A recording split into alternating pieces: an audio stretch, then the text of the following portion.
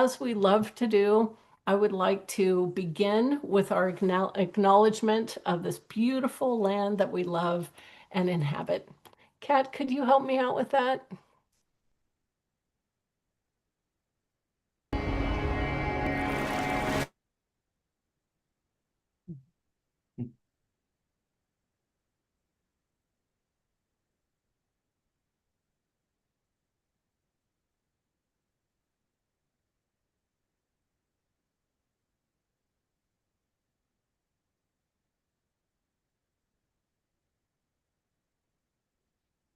Well, Kat, Are we frozen? I'm not hearing or seeing. Oh, well, that's Maybe we should all go back to being off video to help that be easier. Does that make a difference? no. This is what happens when you test it before and then leave and come back and don't test it again. All right. Because, things can't be simple. Thanks for alerting me. Sorry it took a while. Here, let's try it again. Thank you. Okay. Do you see a screen now? Yes. Yep.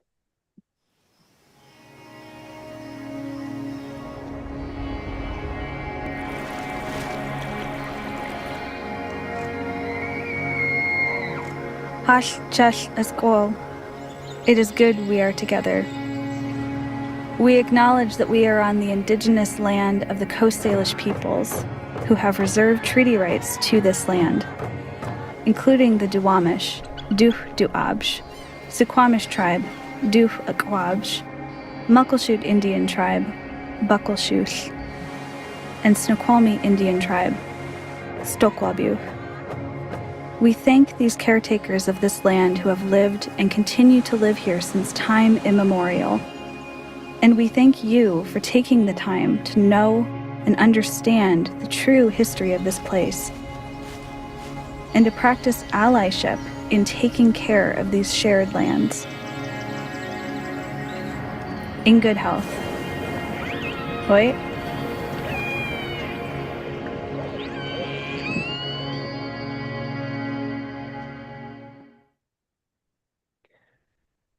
Thank you, Kat. I appreciate that.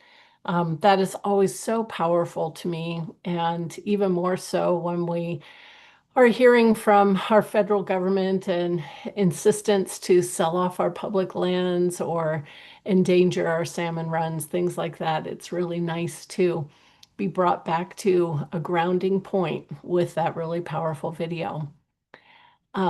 Although we are in the midst of Pride Month, a holiday that came and was honored by many, but not by all, was also of significance to me, and that was Juneteenth. So I'd love to take just a few moments to listen to what our state's Attorney General, Nick Brown, had to say on Juneteenth. I thought it was a really lovely message. Kat, could I ask you to play that YouTube also, please?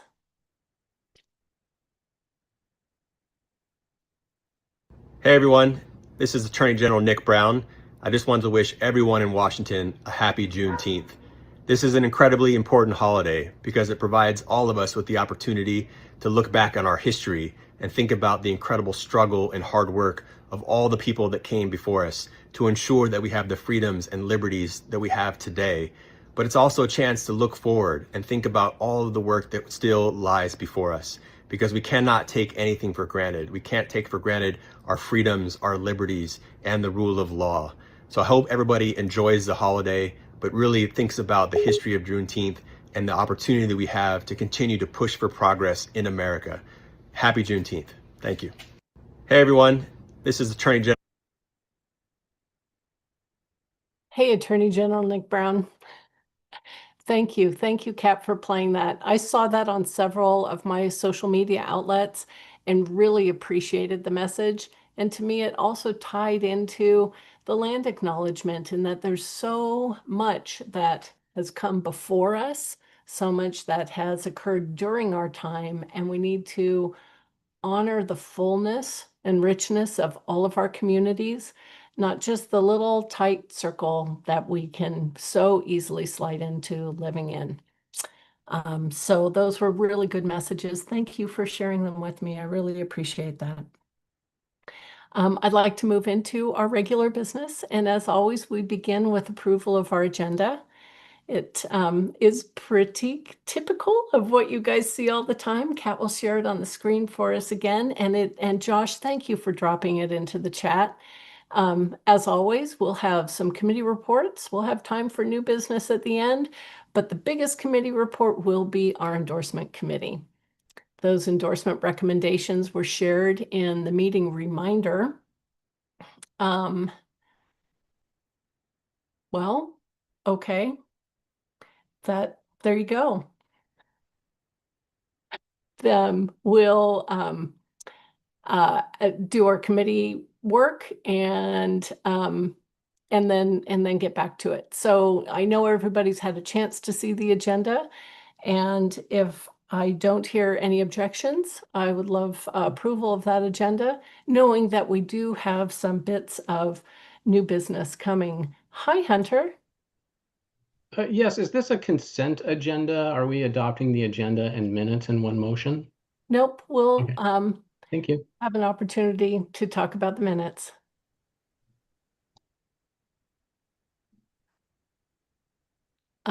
Super. So, hi, Isabella. You have a question about the agenda. Yes, I'd like to make a motion to adopt the agenda as presented. Awesome. Thank you so much. I will second. Thank you. And thank you also, Hunter, for the nice hand up. And if I don't hear any concerns or any issues, I think we can say by acclamation our agenda is approved. That's great. Thank you. Thank you. Thank you. Next on the list is always our giant packet of minutes. These we did a much more successful job of sharing 3 months of them, 10 days in advance, which has been our practice, and I apologize, has not always been what I've been able to produce. So we will strive to continue the best practice and not fall down on that duty. These have been reviewed many, many times by multiple layers of Robert's Rules experts, starting from the videos of our meetings and transcriptions. And I have received much input all the way up to and including our DNC member and state parliamentary expert, David McDonald, on how to acknowledge many of the critical pieces of these minutes. And so that's why they came to you as a PDF. If we have to rework them, we'll do that offline. But they have been so well,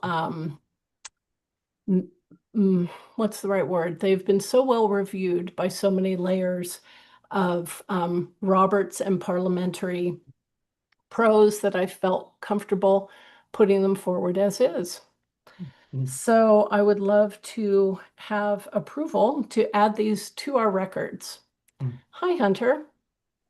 Yes, I motion to amend the March 25th minutes, specifically lines 18 to 21 of the chair reports, as they incorrectly recount my motion and fabricate a supposed comment and ruling. So I'm happy to address the March minutes offline, but I'm not able to take the time to workshop it with the large group. Lisa. I would like to second his motion. Thank you. So I'm happy to, as I said, work the March minutes offline, but we will remove them from the minutes to be approved at this meeting.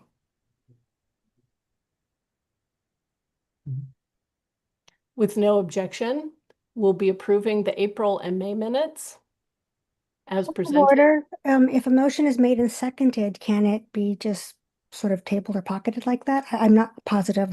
I would like to ask the parliamentarian. So my first motion was to address them all, and that I would not be workshopping minutes in the meeting. So that wasn't presented as an option. we could take a floor vote with everybody voting on the full packet of minutes as put forward by myself and a variety of other experts, including our parliamentarian, sorry, I don't know what a parliamentarian is, including Scott Forbes, including David McDonald. We could take a floor vote on what I put forward, or I'm willing to address Hunter's motion to amend the March minutes at a later date by removing them from the packet. Again, I would like to, if I can, have a comment from the parliamentarian on the correct process for that. Is there one in here? I'm not sure if he's here or not. I'm not sure if he's been able to join us yet either. Alex is taking a look and swallowing his snack because we know Beth appreciates a good snack. While he does that, Tim has his hand raised. Do you have another question, Tim? Hi, Tim Burns. Yeah, there it is. I have a motion to postpone deliberations on Hunter's motion until the next meeting. Thank you, Tim. Okay, sorry about that. So as I heard it and understand it, Beth, you were calling for motions for adoption. Your statement is not a motion. We have to consider the motion that is actually on the floor, which is Hunter's motion, which was seconded by Lisa, so now the motion belongs to the floor. Thank you, Alex. I sure appreciate that. So that motion is on the floor, followed by Tim's, which was To postpone deliberation on Alex or on Hunter's motion until the next meeting. Alex. Is that How do we treat that? So Is that a motion to would be out table? of order because there's a motion already under consideration. Thank you, A Alex. motion to postpone is in order.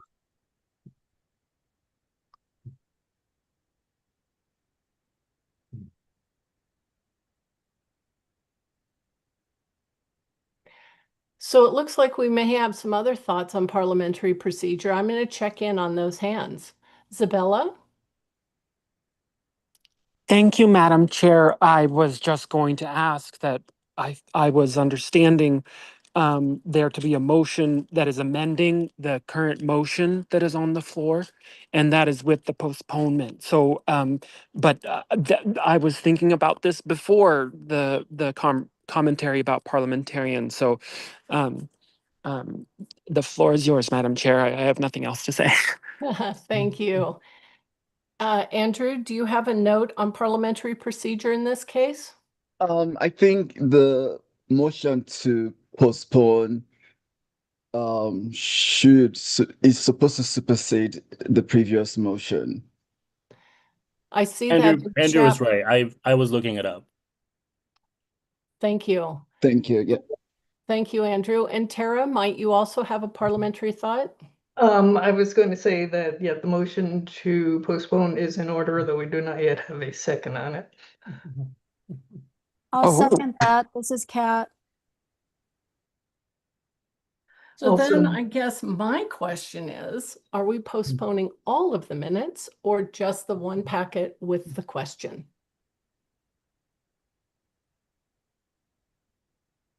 We can defer to the person who made the motion, but as I remember the motion, it was to table discussion on Hunter. But again, I defer to Tim who made the motion. Thank you, Tim, for hopping off of mute. Was that to postpone the discussion of the one of the 3 months or all of them? Just the one, Madam Chair. Thank you. As seconded by Kat. Hi, Tara. Thank you for raising your hand. Yeah, I would like to speak against the motion. Against the motion to table it. Yeah, to postpone. To postpone. We don't table. I'll ask the parliamentarian in is there a for and against in a motion to table, which A motion to supersedes? postpone is debatable. Yeah, my understanding is that it is debatable. Thank you. I appreciate that from you both. So Tara would like to speak against the motion to postpone. Hi, Mary. Hi, I'm actually going to speak against it as well. Okay. Thank you. Tim, would you like to speak regarding postponing the discussion? Thank you, Madam Chair. Since there is some question about the content of the minutes proposed, it would give the leadership of the organization a month to review and perhaps bring forth a new version of the minutes from the April meeting. Yeah, from March. Yeah. March As meeting, presented in sorry. April from the March meeting. Yeah. I would actually, I would speak for tabling them for now, if we are going to have that discussion. So we'll call Tim's motion and discussion our first point. And Tara, would you like to speak against tabling the March minutes? Yeah, these are the March minutes. I'm not quite sure, I mean, why they got kicked down the road this far. We really, whatever the issue is with them, I don't know why we can't just deal with it here. If it is somehow very much too complex, then we can reconsider a new motion to postpone. But right now, I think whatever the issue is, rather than kick it down the road another month, we should just get it over with and get it done. Thank you, Tara. I appreciate that. Mary? Yeah, I'll just echo what Tara said. I don't see any reason to postpone this. I think we should just substantively, it sounds like the change is relatively minor, a few lines. So I can't see the benefit of pushing this off a month. Thank you. I appreciate that. So I'll speak. Did I need to raise my hand? I'm sorry. I had the floor. Tara has her hand up. I'll assume that she's spoken. Aaron, go ahead. Thank you for waiting for me.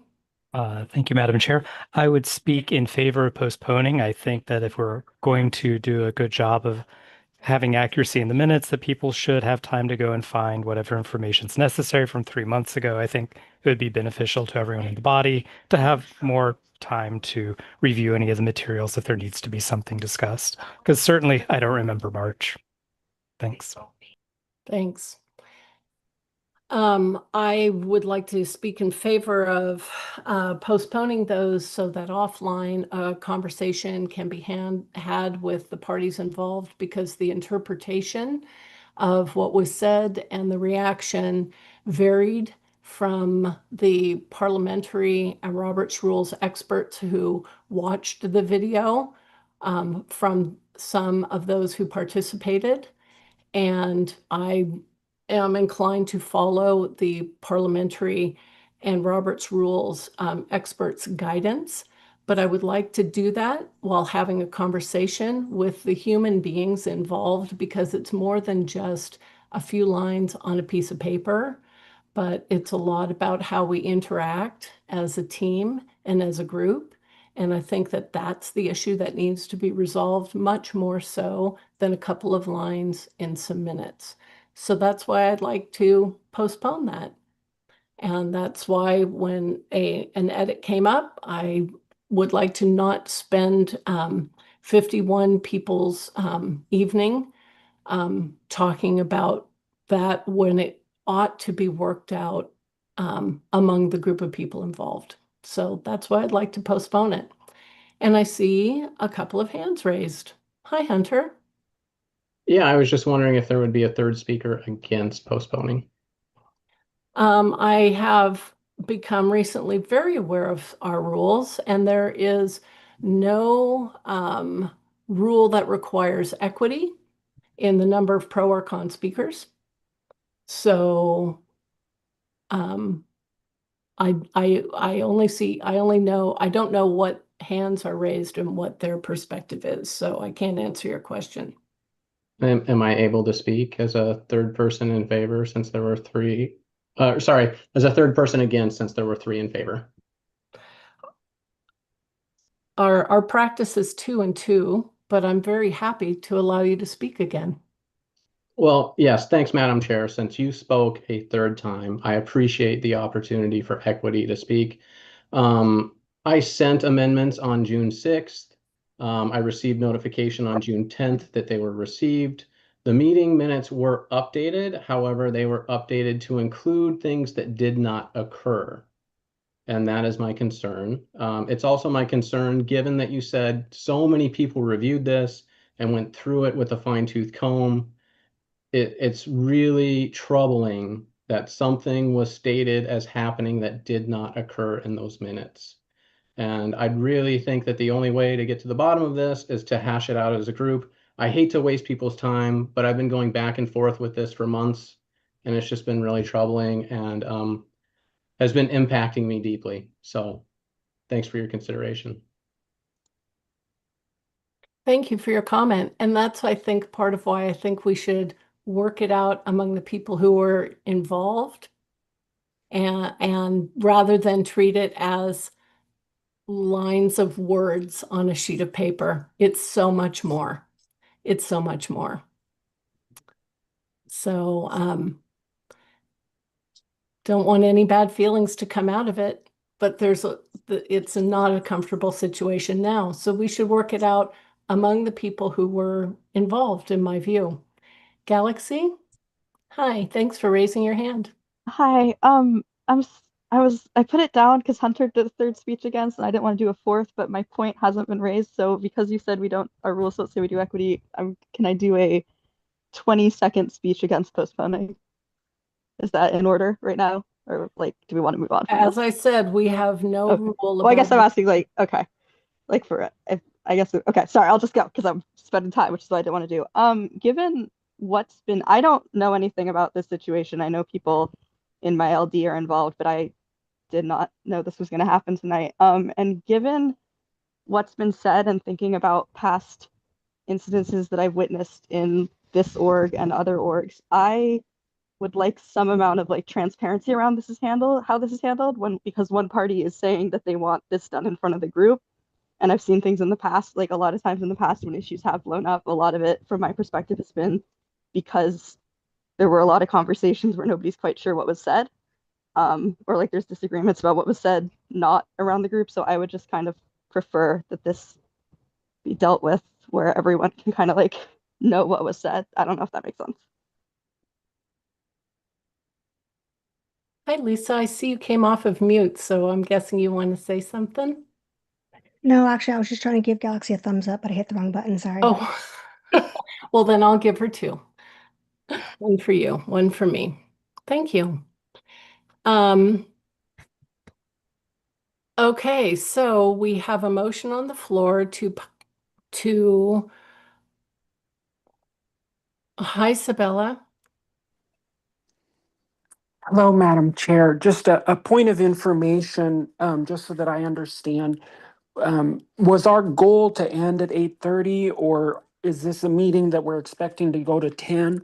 The reason why I ask is because I think that there's some really valid points to be made on all of these sides, but there is truth to be said that there are 51 people here that are dedicated to these next couple of hours. I frankly have to wake up at 2 o'clock tomorrow in the morning, but I'm happy to dedicate myself to whatever's needed. So I just want clarification of what the expectation is for time as a point of information.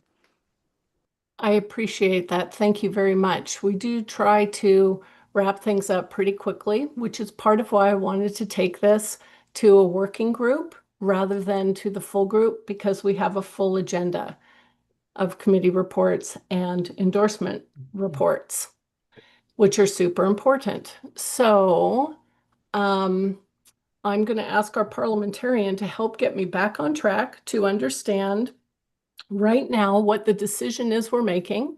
Sounds like the decision is, are we going to workshop those and deal with all of the issues that are in those minutes right now with the group, or are we going to postpone addressing the March alone minutes until another month?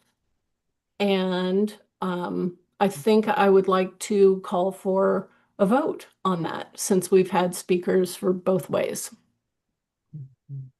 Is that fair? And Erin, would you like to use it, or Alex first? Am I headed down the right path? Yes, you are headed down the right path. So the motion before the floor is the motion to postpone consideration of Hunter's motion, and then if that motion fails, then we have then we consider Hunter's motion.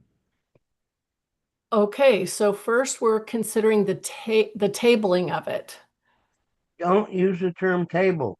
Okay, thank you. First, we're considering. There's a vast difference between postponing and tabling. Oh, I see. Thank you for that help. Thank you. So first, we are voting. And Erin, would you like to utilize a ballot for this, or would you like us to utilize green thumbs, red X's? It's really up to you. I don't have a strong preference either way on this. I mean, I guess I have a minor preference to use the green checks just because I have a first ballot lined up for what I thought was the first order of business. But I don't know, my little tiny optimization there really should matter. Thank you. Hi, Alex. I just wanted to mention that credentialing should be ready for the balloting if you want to do paper ballot. And by paper ballot, you mean green and red? Meaning the Google link. Meaning Erin's ballots. Correct. Yeah. Got it. Thank you. Thank you. Thank you. Okay. So the first motion that we'll be voting on is Tim's motion to postpone. Am I right? And am I saying this right? To postpone the discussion of the March minutes. I'm looking to Alex, our parliamentarian, to confirm I said that correctly. Sounds right from the crew. And so a green check means yes, we will postpone the discussion of the March minutes, and a red X means we will just not postpone it.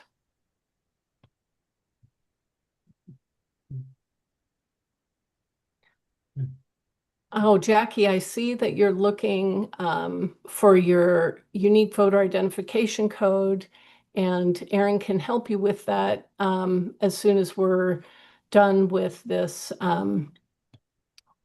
less technical voting. Just looking to see if everybody with a star has had a chance to cast their ballot. Credential team, how does that look? We'll want to capture these numbers. There's a couple of folks who haven't yet voted. LD 41 has a vote outstanding.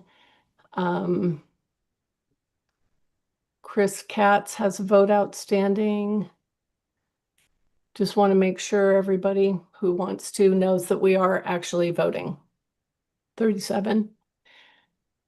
It's been a moment or two. Looks like we have a majority of them in. If somebody could please give us a tally on Tim's motion, that would be great.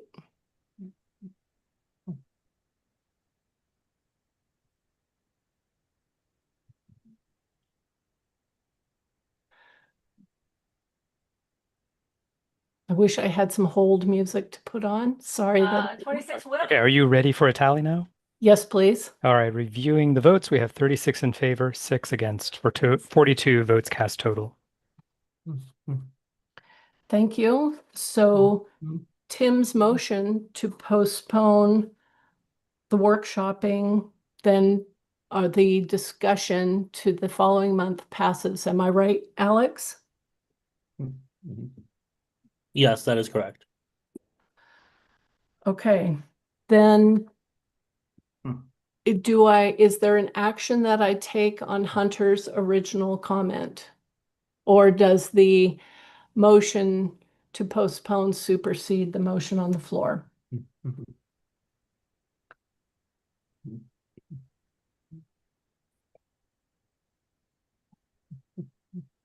So my understanding is that with Tim's motion, consideration of Hunter's motion is postponed until the next meeting. Thank you.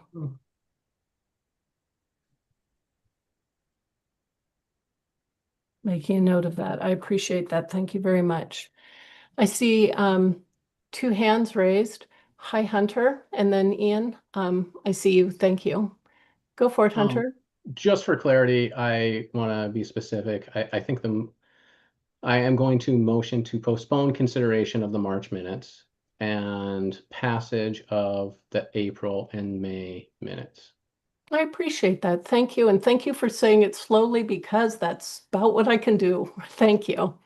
Hi, Ian. Hand came down. May we consider Hunter's motion live? I was going to make the same motion. Would you like to second it? Oh, second. Does that sound good, team? Great.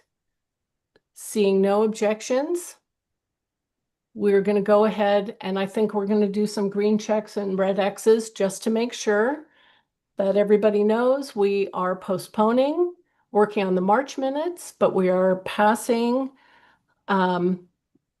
the April and May minutes with a green check.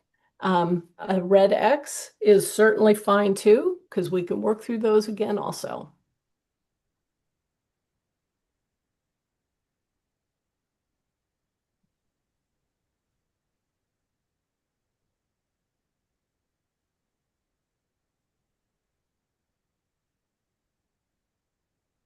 Give it another moment or so. I see a few asterisked members not having voted.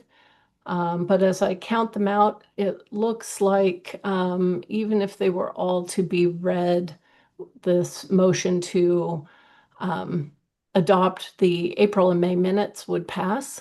Can the tally committee confirm that for me? Confirmed, yeah. Everyone voting so far is in favor of the motion.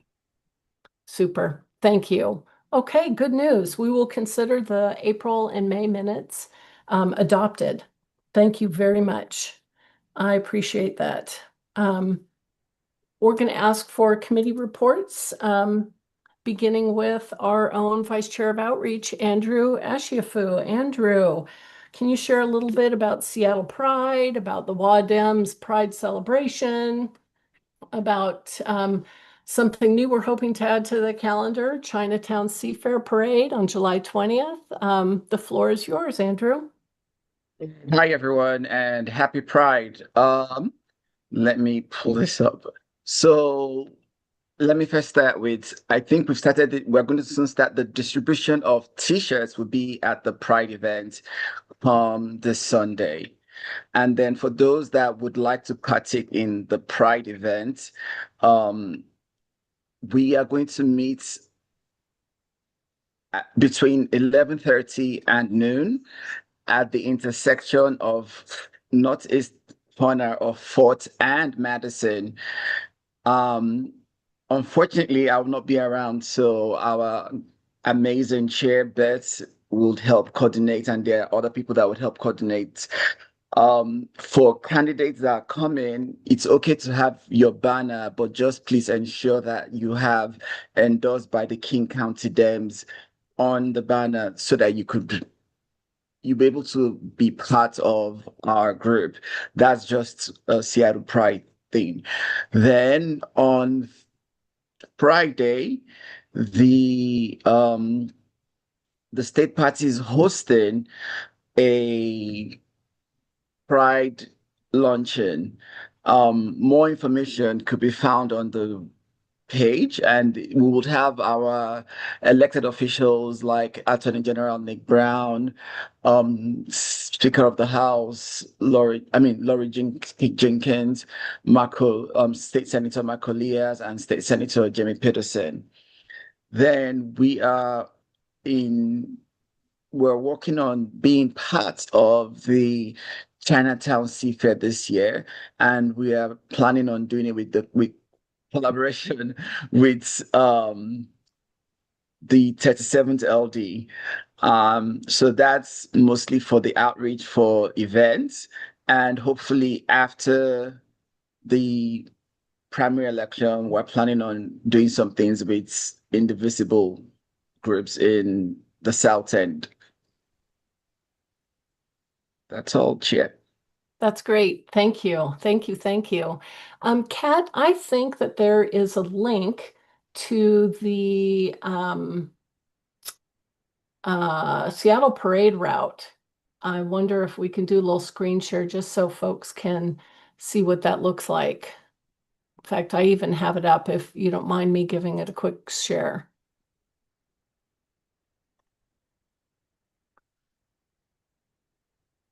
Can everybody see that?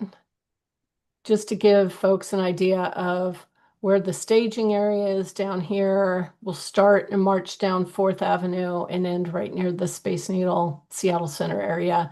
And this is on the Seattle Pride website if folks would like to see it themselves, to know where to find bathrooms, where to find accessibility points, and where to find first aid. Thanks. It's pretty fun for the first time I successfully shared on time. Whoop, whoop, we'll take it. Thank you, Andrew. Next up would be our fundraising committee. But interestingly, our Vice Chair, Melissa Taylor, of fundraising, is boarding an airplane at 5 a.m. tomorrow morning for her multi-month stay down south, like super far south, like Australia South.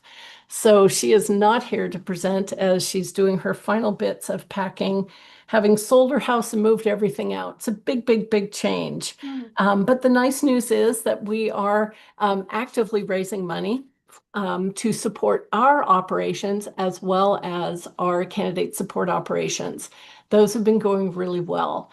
Candidates have been using the headshots that we've given them, and we've helped them write, not all of them, but many of them, write candidate statements and brochures. They've, as has worked for them, they have taken advantage of things that we have offered. Hi, Lisa. Do you have a question about the fundraising update? I do not, but I was going to say if there was a space on the agenda, because that's not fully here tonight, I could give a quick state committee update since I wasn't able to give it last month. Sure. Happy to add you in a little later on. To finish this, we also have our previous chair, Carrie Barnes, joining the team as fundraising committee chair. And she has brought on an intern for the summer from the UW Evans School of Public Policy to help specifically with organizing, fundraising, and outreach. All of this is about bench building. And as we have found recently with 5 LDs having their state representatives or senators elevated to positions in the governor's cabinet, we really do need to keep a robust bench all the way from those state level races through our cities and our school boards and all of our commissions. So that is the goal. And we have a final date for our gathering to celebrate that bench building Sunday, September 14th at Highline College. So you guys have all heard us talk about it a lot, so I had to mention it one more time. Next up, and I'm looking for her tile, is our friend Diana Phillips, because what better to follow a fundraising report with than a treasurer's report? Thank you, Diana. Sorry, hi. Y'all should have received the treasurer's report in the most recent email. We are raising funds, but our operating run rate is still pretty high. We have through the end of this month to meet our quarterly goal for fundraising that balances out the spend that we've got. And then on the 1st of July, we'll be discussing as a finance committee and as the chair to determine whether we stay on the basic or go down to the core funding levels based upon what our fundraising intakes are. So anyone who wants to donate, we appreciate that. And if you have friends that want to set up recurring donations, we'll take those too. We do have most of our funding goes towards technologies such as Zoom and Google so that we can do things like vote and do our endorsement committee activities. So if anyone has any specific questions on the data that's already been presented to you all, please reach out to me, treasurer@kcdems.org. I'm happy to answer any questions that folks have. Thank you, Diana. I really appreciate that. Thank you, thank you. On our agenda, we also had a PCO committee report, but we're going to skip that this month as there's not a ton to report on, and the PCOs will meet as we always offer the Thursday following this KCDCC executive board meeting. So Amy's doing a great job of coordinating that directly with all the PCOs in the county. But that now gives me the opportunity to share the floor with one of our amazing state committee members, Lisa Rivera. Hi, Lisa. Hello. So sorry. Yeah. Our last state committee meeting was actually in May. It was held in Tacoma. It was actually held over the course of 2 days because there was so much business on the agenda. It included many things, including the adoption of the 2025 budget report, charter and bylaws, rules amendments. There was a motion for caucus reform that was actually ended up being tabled or postponed. I'm not sure which it is now. There was a vote on virtual meetings that failed. There's a lot of things, and actually one of the great things that they're offering now, and I'll stick this all in the chat. There are links for you to go to where you can see the it's called like after meeting action reports, along with I'll put in a link also to the DSAP, the Delegate Selection and Affirmative Action Plan that was also approved at the meeting. And I'll give you some pointers if you go to these links, if you get a chance. You'll find that on page 10, it gives you a nice summary table of the rules of bylaws amendment votes that were taken, followed by the one that didn't pass and the 4 that did. And page 16 will give you a summary table of the resolution votes, followed by the 14 resolutions that were passed. So it's actually a really readable and digestible. I hope everyone gets a chance to look at that. And again, since the motion to have a virtual September meeting failed, we'll be having an in-person September meeting, location TBD. Thank you. Thanks. Any idea of that location since we've had to reschedule for Tacoma has a couple times now? Any good rumors going on? Should we be planning for a winter drive across to the eastern side or heading north? We'll have it pretty easy. It's going to most likely be in southwestern Washington. Possibly Vancouver. Again, there was basically that general area. There was a executive committee meeting earlier this month where the executive committee was voting on where to be, and it kind of ended in a draw of 2 places. So I don't think it was. I'm trying to remember correctly. It's been almost a month since that meeting, but it was still going to be kind of fleshed out a little more. So hopefully we'll know soon. That's exciting to know. Thank you. I can't remember the last time it was in the Southwest, so that's pretty cool. Thanks. That's great. Thank you. Excellent update. Appreciate that very much. And our last committee report is kind of an exciting one from Hannah Floss. Hannah, could you tell us a little bit about what's going on with the election committee? Yeah, so we have our request for observers for the August primary already.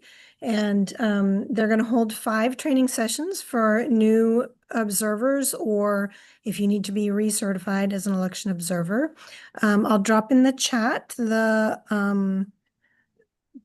sign up for that. I create a sign up and then you just pick which day you're available, and it's just a one-time 2-hour training session, and then your training is good for 2 years. So that means if you train now, you will be all set for the November 2026 general election. So it's good to have this even if you can't do it in the August primary.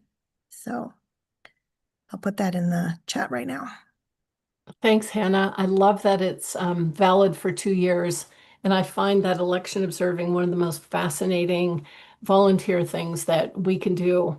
And you don't have to be a special somebody to do it. You don't have to be a PCO. You just sign up with us as a Democrat. We have 4 spots all the time, but the Republican Party does also, and then independent observers too. So it's really an interested parties sort of a volunteer role, and it gives just a tremendous amount of reassurance about the sanctity of our ballots. And it also helps to, if you have people you talk to who are like, well, but what about this or what about that with our elections? It gives you the knowledge of how super secure an election we have. So it's great for talking points at the door if you're doorbelling and they say, well, I don't trust that our votes are really fairly counted. Well, you will have the information then to reassure them that no, it's all legit. So. Yeah, very true. Thanks, Hannah. Hi, Lisa. I see you have your hand up. Hi, sorry. I just wanted to, so I remember reading correctly. So they did land on the Hilton Vancouver. The TBD is where we'll be staying at hotel room wise because there's not enough hotel rooms available there for us all to stay there. So they're going to be exploring nearby hotels to get some discounted rooms for everybody. So yes, it will be there were 2 votes taken. That's why I was kind of confusing and my mind kind of messed it up there. But it will be at the it's called Hilton Vancouver, and hotels will be somewhere in that area. That is great to know. Thank you. Thank you. You had it stored away. Great job. Thanks very much. I appreciate that. Jasmine is asking what the date is for the September meeting. That's an excellent question. I'm looking at my You notes. want to come back and pop it into chat? Yeah, let me track that Yeah, down. then you can dig around because I'm sure it's there. It's just not always at our fingertips. I think it's September 27th. September 27th, I'm pretty sure. If I figure it out, otherwise, I'll let you know. And the Vancouver Hilton. Mhm. Great. Love, love, love it. Yes, corroborated by another chair, Katie. Thank you. Thank you. Thank you. That's wonderful. Thank you. Well, we can, I don't think we left any other committees off. Any other committee chairs wanted to say anything? If not, we will move right on to the bulk of the business today, which is the second round of endorsement recommendations from the endorsement committee. And Kat, could I ask you to pop up that first slide, please? Because something happened since the last time we met. And that is that we did a little fine-tooth comb of twice, in fact, of endorsement recommendations that we voted upon at our meeting and what was actually on the list from the endorsement committee. And there was an error that we made in that some single jurisdiction candidates were inadvertently omitted from the report. We have a long history of supporting our LD's work, and therefore all of our single jurisdiction candidates. These candidates that you see on the screen received the endorsement by their legislative districts, LD1, LD5, and LD11. And yet we did not put them in the report as was published to you. So I went back to our parliamentary experts to see what we could do because some of these candidates do have a primary. And what was recommended to me was something I had never heard of before, and that was to intentionally exceed my authority and list them as endorsed and ask for your ratification. So these are are not candidates that we would debate as a group, because by our rules, single jurisdiction candidates can only be approved or disapproved. They are, however, discussed at the endorsement committee level, just to make sure that we're all in alignment. And so today I'm sharing this list. They have all been made aware of our endorsement already and asking for ratification of that recommendation. Hi, Tim. I see your hand is up. Madam Chair, I move to ratify the action taken by our chair in regard to endorsements. Thank you. Seconded. Thank you. Thank you all. I appreciate that very much. Aaron, is this the ballot, the first of your prep ballots, or should we go to green checks and red X's? Up to you. This is not that one, but I think because I it think we is a might as well. it's a Yep. ratification vote, I think that we can go ahead and utilize our green check marks to approve the ratification of the single jurisdiction candidates as previously endorsed by their legislative districts and passed through our body. And they have certainly met all of our requirements by far. So if everybody could please go to the reaction button and pick a green check for yes, please ratify this list of candidates as endorsed and presented to us by their LDs, or red if you'd rather not, blank if you would like to abstain. All right. We already have 38 votes in favor, none opposed, which is clearly passing. Super. Thank you so much. We can remove our marks. That's great. Thank you. And now, lucky for you guys, I'm going to stop talking a little bit while I pass the baton to our endorsement chair, Kat Pipkin, and the amazing vice chair, Dean Rodenbow. Hi, yes.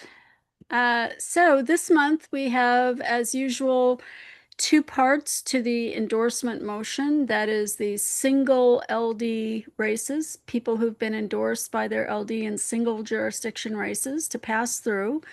That's the top level here of the screen. And then the second portion is committee recommended races. We have 2 levies and about 18 other races, which you can mostly see here. Let me see if I can reduce that here. Can everyone see it okay? There we go. I will say we had a fabulous meeting last Saturday, got done in just over 2 hours. It was a really productive and wonderful conversation, so thanks to all the LDs who participated. I would, however, before we move this motion forward, I'd like to amend this report and its attending motion by removing one race, which the committee would like to wait a month to consider. So since this got sent out to everybody in advance, we obviously didn't change it, but so this is the motion less this single race. I see. Thank you, Kat. Aaron, are we cleared to vote on this? Yeah, we can be, but I think this is the time where you would accept any other strikes from the slate. Oh, you're exactly right. Yeah, Julie has her hand up and Mary also has put her hand up. Super, thank you. I closed those windows and didn't see the hand. I apologize. Hi, Julie. Hi, yes, I didn't know, Kat, if you needed a second for removing for consideration at this point the Sci-View commissioner. I think because the committee's recommendation counts as a motion and a second, it's okay to stand alone that way, but thank you for that offer. Hi, Mary. Hi, yeah, I just have a question. So Jamie Fackler's endorsement was withdrawn because he was one of the single jurisdiction candidates, but I don't see him. He subsequently was endorsed by our LD, and I haven't been coming to the committee meetings otherwise, so I don't know where that stands, but I don't see him on this list. So will that be considered separately, or was that considered? We did not, I'm sorry, Mary, we did not receive notification of that endorsement. So, would it be in order, Beth, if I amended the report to include that as an additional pass-through? I would allow that, yes, because he is a single jurisdiction candidate as approved by his legislative district. Okay. Much appreciated. Thank you. Yes, thank you. And thank you Seattle for City reading Council. it. We really appreciate that. Which Kat? position is he again? Kat, it's not part one. He's Oh, running. Thank you, thank you, He's running for Seattle City Council too. thank you. Thank you, Aaron.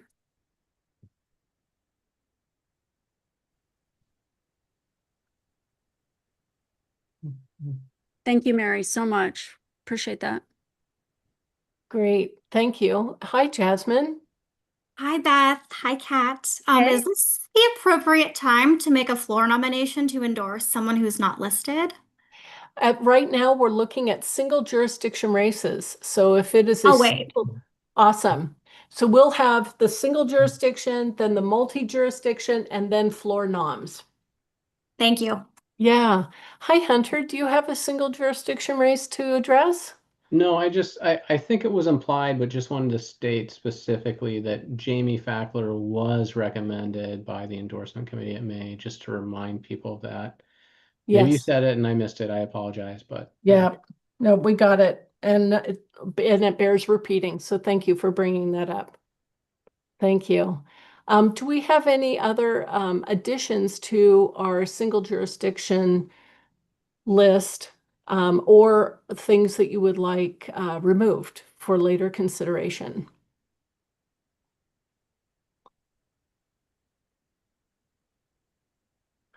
Hi, Isabella. I do not have any additions or removals, just simply a brief comment, a thank you to the committee for doing this.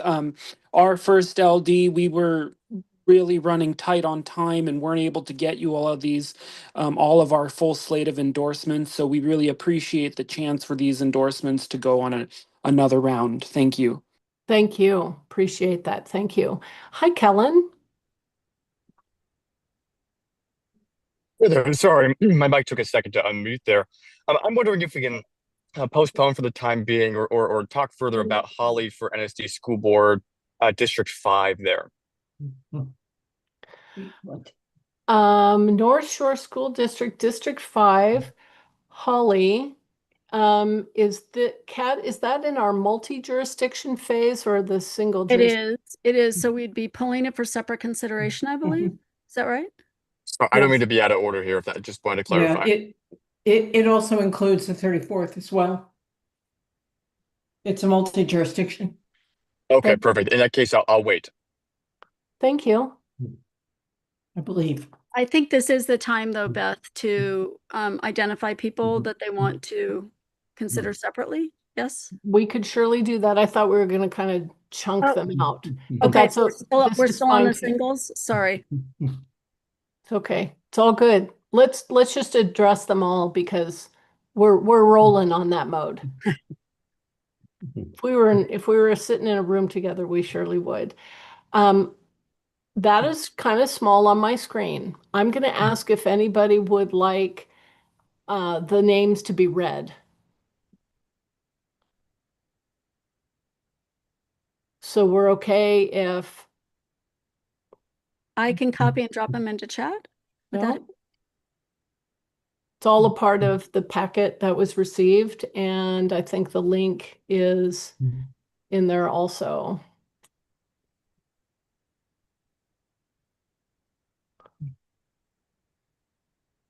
Okay. In that case, and then here's page 2.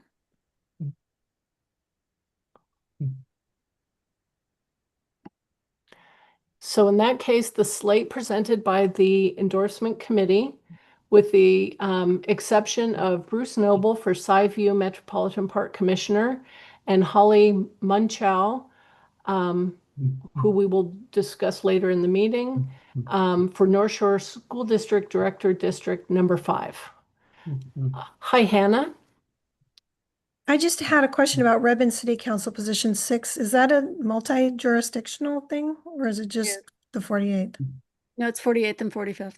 Oh, okay. I wasn't sure about the 45th. Okay, thanks. Yep. Excellent question. And I saw Bunny coming off of mute as well. Okay, so without any other division, the endorsement committee's recommendation of these candidates is considered a motion and a second. And so that is what's on the table, and I believe we can call for a vote. So everybody have your exciting 6-letter, 2-digit code ready, and There's a link in the chat now to take you to the ballot. beautiful. Thank you. Do you have any other? You want to set up a certain amount of time as just a starting point, Beth? 2 minutes? Okay. Is that too much? Seems fine. Okay. Thank you. We gonna use a fancy timer? I think maybe. All right. And we'll see if I can get it to work, Aaron. All right. Okay, 2 minutes. Show timer. Start. Oh, wait. maybe Why is it not showing in my screen? What did I do who wrong? knows? Oh, small, medium, large. Here we go. It's not actually showing as an overlay. Oh, sadness. Oh. You want to do it on yours instead? Yeah. Okay. Maybe I needed to Get do it going. before. Show it. Okay. You got it.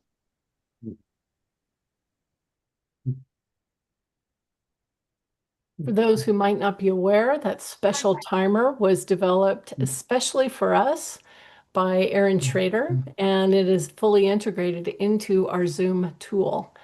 But And it's like running with spit and duct tape. It's not ready, but we're using it. I think it's pretty awesome. It's so big and legible. The one that we use in the 43rd is a tiny little box that's hard to see. Yes. Well, if this Aaron, isn't I enough, I'll wonder click if the you- button and boink. Oh, I wonder if you can correspond with Robin Fleming regarding her code, please. Thank you. okay. Yep, we'll do.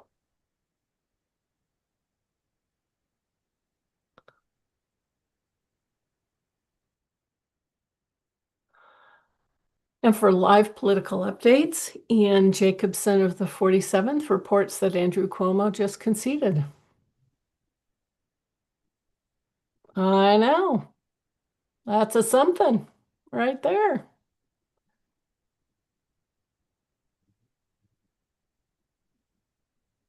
And it's only 10:30 in New York. And for Julie, who is on the East Coast.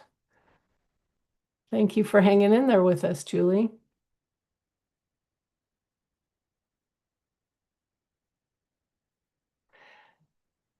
And Andrea Ornelas could also use a hand when you have a chance, please, Aaron.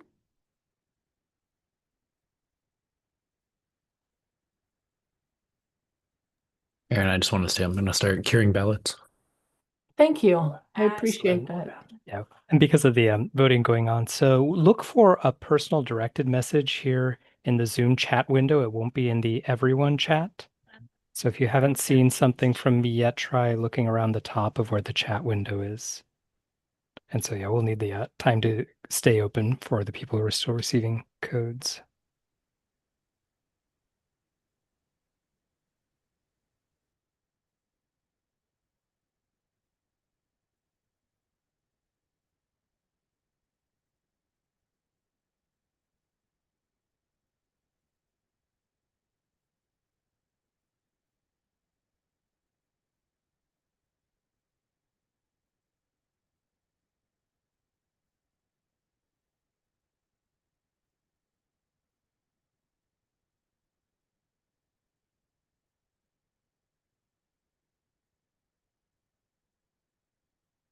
Did I hear that Andrea needed a code? I don't see a thing in the Yes, chat. Andrea Okay. Ornelas, please. Okay. Will do. Thank Thanks. you. And Preston's noting that his form's indicating that it did not process.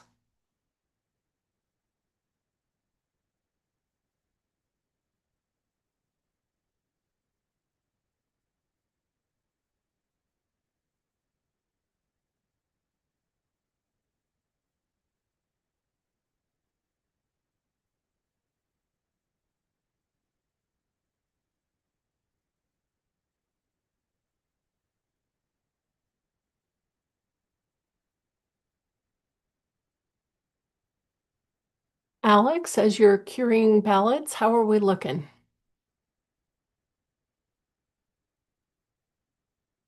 I will let Aaron give final results, but there are a couple I'm still resolving right Yes. now. Perhaps Robin, who is looking for her code.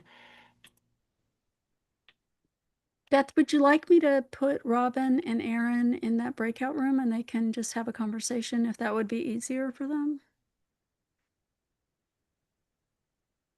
Go ahead and do that. Yeah.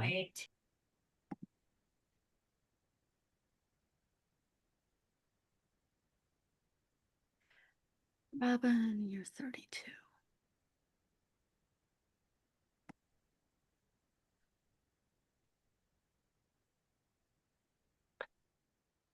And Kat, maybe Rita also, Rita Miller.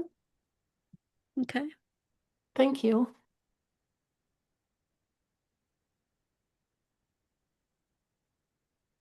Well, I wonder if there's anybody else in this group that agrees with Edison Jacobson that their favorite part of the school day is movement, because it surely is mine. I like getting up and moving. We might have called it physical education in the past, but oh my gosh, I love movement. It's so much more inclusive, and I could use a little bit of that in my day. Hi, Isabella. I would just say my favorite part of the school day is when it's over. I'm going to guess Edison would agree with you on that piece also. No, their mom's a teacher. They love school. Nothing better. They get actually really upset if they're sick and they can't go. Oh my gosh. One vote for silent reading. I love it. That's great. That's great. Hi, Christopher. I move that we declare recess to be the best part of a school day. I think that's a motion that could be seconded by many, many, many, many.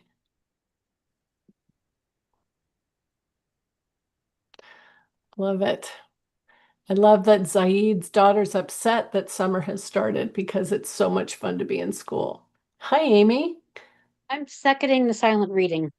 Ah, excellent. Yes, you are reading Maverick. You go through those books. I bet you that's your favorite part of the day. How about you, Kat? I was going to ask Rita to, oh no, she's in. Excuse me. Never mind. Great. Thank you. Also Then- left reading time. Yeah. How about you, Bunny?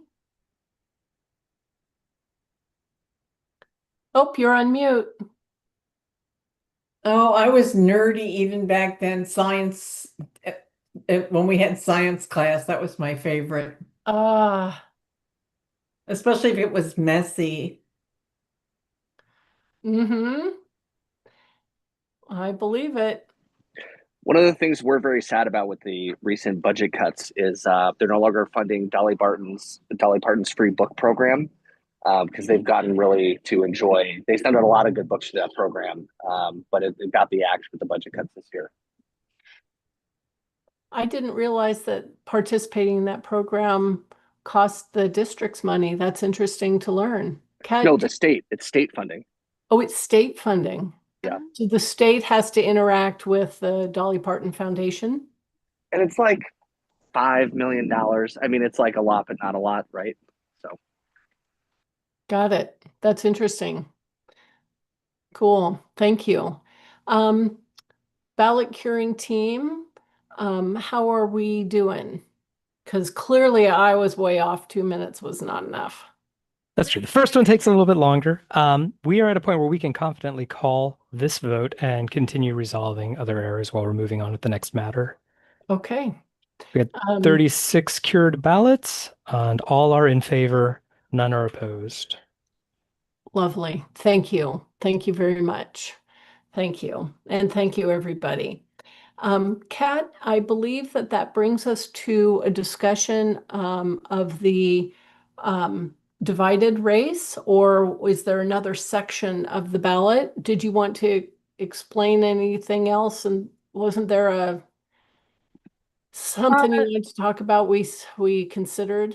There was a part 3 that was just that there were some single LD races that were endorsed, but their candidates weren't eligible for endorsements because they hadn't submitted a questionnaire, or in some cases did not want to publicly declare party allegiance. So that was the only other remaining thing on the ballot or on the report. Thank you. Thank you for bringing that up. That's a good thing to remember. I appreciate it. In that case, prior to receiving nominations from the floor, we'll discuss the divided race that is on the table right now, being Holly Munchow. And I'm recalling that first we would offer the endorsement committee a chance to make a statement, and then anybody who raises their hand. Hi, Kellen. Thanks for coming on screen. And Zabella as well. Kat, did you want to speak to Holly, or should we go to our members first? I think I would prefer to hear from the LD. So Zabella up in the first. Okay. I believe the 45th also has a piece of that. Perfect. Love it.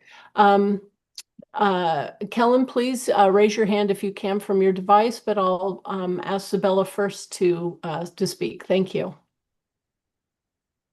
Okay, Zabella, you have the floor. Thank you, Madam Chair, and thank you to the full body here for allowing me to speak on this. Holly Manchow has been endorsed by the first LD for her position. She had went through the round of review from our endorsement committee, was formally recommended by the slate to the membership, and she had an overwhelming vote. Given her record, given her strong stances on issues that are really important to the first LD and what we believe to be important to the King County Democrats. I've worked with her personally now for the last couple of years. And in particular, I feel that she's a strong ally when it comes to understanding, for instance, institutions of racism, bigotry, and greed, understanding how trauma relates to our school system. And I believe her to be an excellent candidate for this, and recommend the body to vote in favor of her endorsement. Thank you. Thank you. Thank you, Zabella. Hi, Kellen. You have the floor now. Thank you very much, Beth. I just wanted to separate this issue because I think actually going for Kimberly would be the better route on this particular race. I actually graduated from North Shore Public Schools just a couple of years ago. I was over at Inglemore High School. Go Vikings! And anyway, and so I worked closely with the school board while I was in high school there. I've gotten to know the challenges that they're facing and the opportunities that they have as a district. And so I'm with the 45th district, which I'm a representative of here. We endorsed Kimberly from the 45th district. She's also endorsed by the Educators Union, by the Office Professionals Union. And so she has been a consistent choice of those who are working in the district and those who are also parents of the district. And so the one thing I'd say is that having grown up again in these schools, having talked with educators in these schools about what they need from their school board and what support they're looking for, having talked with administrators and current school board members about what kind of support they need. What we often see on school boards and what we see now in North Shore School Board is an overrepresentation of parents relative to educators. And Kimberly comes from an education background. She's a master's degree in education. Kellen, I'm sorry to interrupt. Kellen, no, I'm so sorry. It's okay. You're fine. But the question at hand is about Holly, rather than Kimberly. Oh, sure. And so if there's an issue with Holly, the challenge the endorsement committee has is they can only make a single recommendation. Sure. So we're aware that there are times when dual endorsements might be in order. And that is certainly an option because you are speaking from the heart about an amazing human, Kimberly Kelly. And the time for that will come, but right Sure. now we'll want to speak to Holly and Sure. her nomination for endorsement. And so I see your hand is up, Please. so I'll No, pass no, the no. time. I'll end there because I don't want to go over time. I really appreciate it. But no, my main point was I actually feel that there should be further discussion of this race here because what we've seen so often is a need for educators and people from education backgrounds in that district. So I'll end there and leave you to your day. Thank you. Thank you. Well, we hope that you stay and don't leave because you have a star next to your name and we'll need to do a lot of voting. So we have a couple of statements and a little bit about Holly. And I'm wondering if there are any other statements about Holly. Munchow for North Shore School District position number 5. Hi, Kat. Hey, yeah, one comment I wanted to offer with regard to this candidate is that she interviewed fabulously.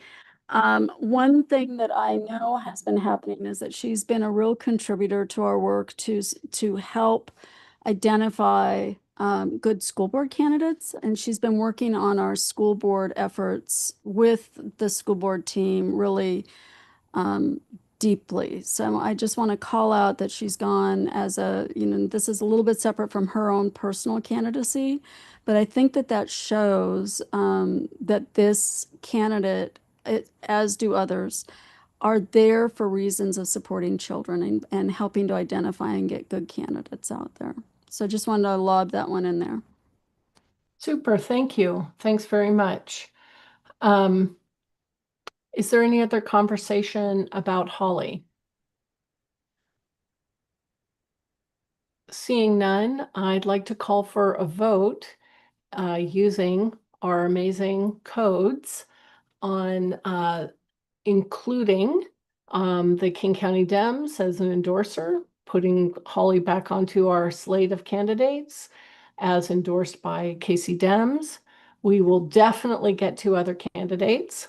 But as you'll remember, if you are recommended by the endorsement committee, that threshold is 50% plus 1, and a floor nomination requires a 2/3 vote. So, Erin, if you don't mind giving us a vote, we will go ahead and vote on Holly Munchow for North Shore School District position 5. Now, is it true now that because she was pulled, she now needs 60%? Nope, she stays recommended by the committee. We've just had Okay. the opportunity for conversation. Okay. The ballot link is in the chat. Thank you very much.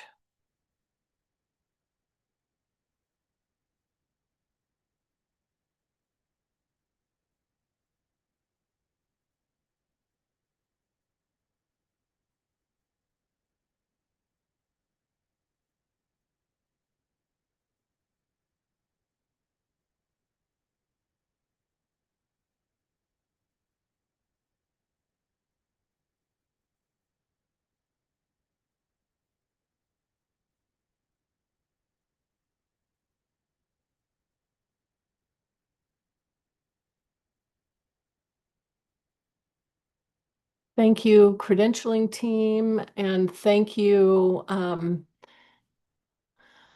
tally team, vote chasing team, and thank you, Erin, for this wonderful balloting method. I appreciate everybody using the chat and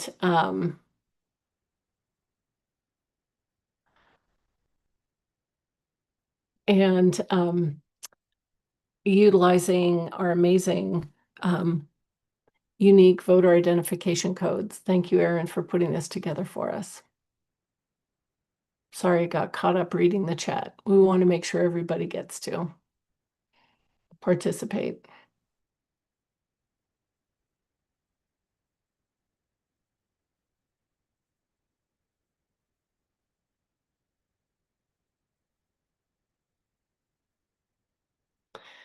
Kat, just going to confirm that this will wrap up the endorsement committee's work, and then we will stay on endorsements and ask for floor nominations. Is that correct? Great. Yes, ma'am.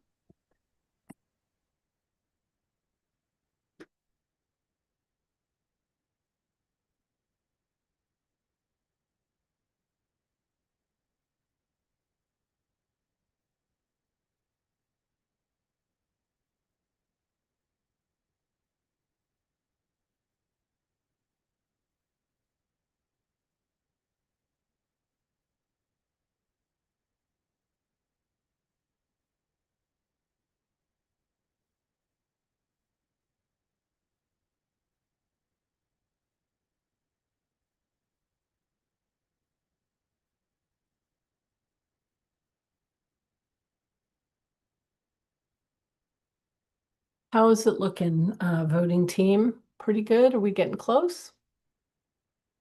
We have a good number of ballots in, yes, and I don't know how many total. I can go check that. We have credentialed to see. I don't know that we can change the outcome. I think it's probably decided.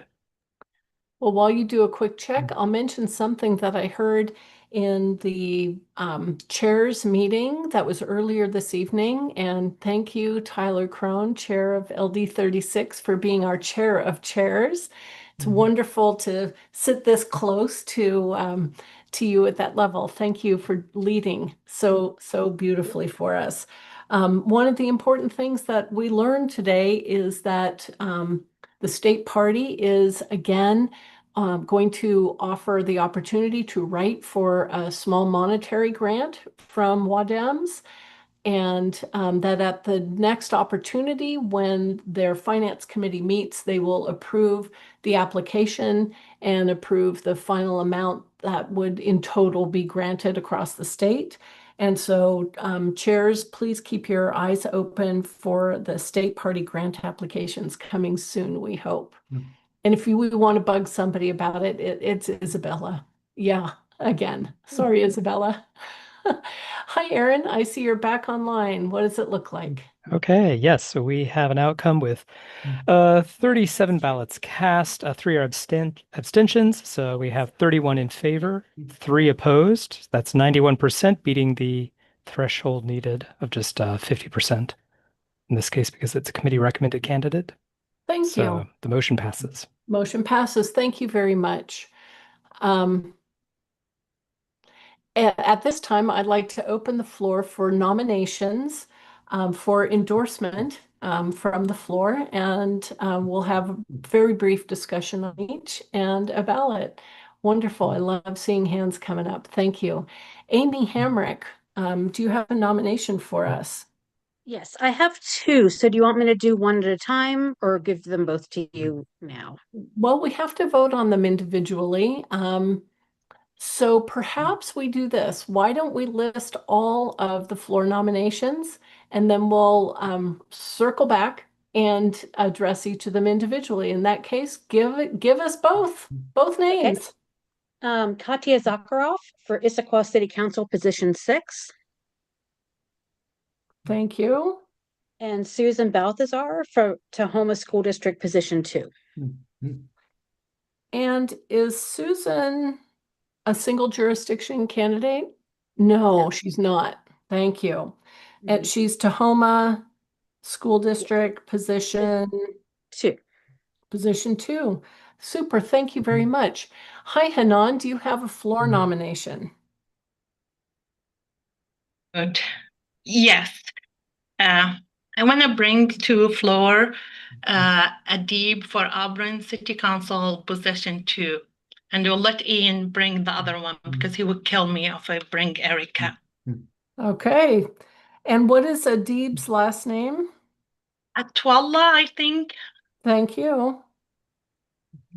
I appreciate that. Thank you. Hi, Ian. The floor is yours, not just from me, but from Hanan as well. Yeah, I move to endorse Erica Thomas, no H, for Auburn City Council. Erica, Tomas, for Auburn City Council, position 4, I believe. Wonderful. Thanks very much. Thank you. Jasmine. Hi again. I wanted to floor nominate Rick Pollentan for Public Hospital District Number 1, Commissioner position number 4. I'll put it in the chat. It's a lot. It's a lot. Thank you. I appreciate that. Am I correct in recalling that Rick was once the chair of LD11? Yes, he was 3 terms ago. That's super cool. Way to keep representing. That's awesome. Thank you. Thanks, Jasmine. Hi, Isabella. Do you have a floor nomination? Yes, Madam Chair. I would like to nominate Sandy Hayes for North Shore School District, I believe District 4. Also a nomination that is coming from our entire first LD. So I'm coming in as a co-chair representing our LD. And Madam Chair, just a brief point of information. Is this also the time to recommend votes on propositions, or is that a later phase? I would say please add it to our list right now. Thank you, Madam Chair. I would also like to recommend for a vote of endorsement from this wonderful body for the Evergreen Health Proposition 1. I have the full text of the proposition and am happy to share however necessary to the Zoom committee. Thank you. Appreciate it. Thank you. Kellen, Okay. wait for that hand. Glad you Here brought we it go. up. Amy told me I'm on track now, so I'm feeling good. I would like to nominate from the floor Kimberly Kelly for NSD position 5, consideration for the double endorsement. Thank you. Thank you. Kimberly Kelly, Kimberlee, I believe, right? Oh, you got it just right. Nice. North Shore School District, position 5. Wonderful. I wonder if anybody else has another floor nomination, or if we've exhausted our list. We did pretty well tonight with 8. Hi, Ian. Sorry, one more. Lisa Sturgis, also for Auburn City Council. Apologize, I don't know the position. Okay. Thank you. Thank you. 6, Lisa is position position 6. 6. Pardon me, Kat? Auburn position 6. You want me to drop all those in the chat, or Aaron, have you got them all? And I see Ian's hand is still up, but I might Message me be- just to make sure I've got the right details. Okay. Great. And I see Jordan Crawley is rejoining the meeting. Super. Okay. Thank you. In that case, we'll start from the top. And the first floor nomination comes from LD5 with Katya Zakharov, who is running for Issaquah City Council position 6. And Kat, if my memory serves me correctly, this would be a dual endorsement, correct? Because we have already approved Kevin Nichols in that race as well. That's correct. Thank you. Thank you. Do we have any conversation? Anybody like to speak for or against Katya? Many of you had an opportunity to meet her as she joined us during our welcome moments today. Hi, Amy. Thanks for raising your hand. Hi. Should I go now? Yes, please. Okay. We first met Katya 2 years ago when she ran for Issaquah City Council at that time. She interviewed with the endorsement committee of the 5th. And while we were very impressed with her, we felt that her experience at that time was not quite what we needed on the Issaquah City Council. So we gave her the feedback that we would love to see her get more involved in Issaquah. And she took that to heart and ran with it. And she joined the Issaquah Planning Commission, the Commercial Property Standing Committee, and the Climate Action Plan committee. So she joined all the things. She has really got a great handle now on the role of a city council member, how the city is working, and the issues that are facing Issaquah at the moment. And so we dual endorsed her in the 5th, and we're recommending her for a dual endorsement with King County as well. Thank you, Amy. I appreciate that. So anybody, thank you, Kat. Yeah, just to give a rundown on endorsements by the affected jurisdictions. Appears the 5th endorsed both candidates, both Kevin and Katya. Is that right? Did a duel. The 41st is voting on that race actually tomorrow, but the committee recommended candidate is Kevin Nichols. Just to report out on that. That is my LD, so I guess I would be speaking in favor of a single endorsement for Kevin. Thank you. Any other comments on Katya Zakharov?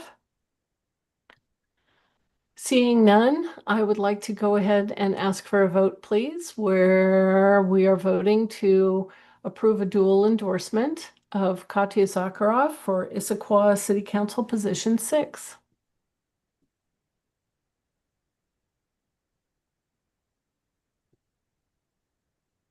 I'm looking in my everyone chat just in case. Uh-oh, have we, oh shoot, we lost Aaron. Okay. Oh, I see him. We thought we lost him, but Oh yeah. So this is the handoff period where I need to be dropping from the meeting in a few minutes. So Alex will be generating this and future ballots.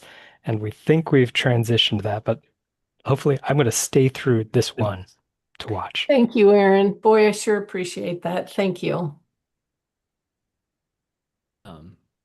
Aaron, you're not gonna like me. I hit generate ballot and it's through a script error. Oh, maybe you never actually authorized it to run stuff for you yet.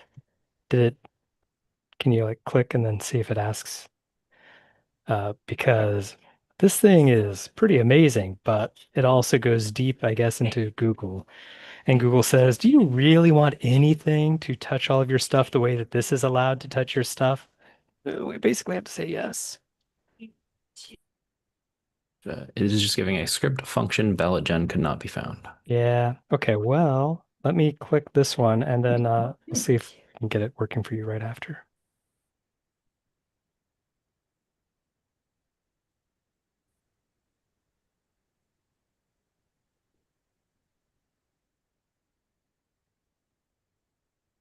While the balloting team works on that, Kat, I'm wondering if you wouldn't mind putting the list of all of these endorsements in the chat for us. Yep. Give me one sec here. I'm just getting the last one in. Oh, I appreciate it. Thanks very much. Would it also be races.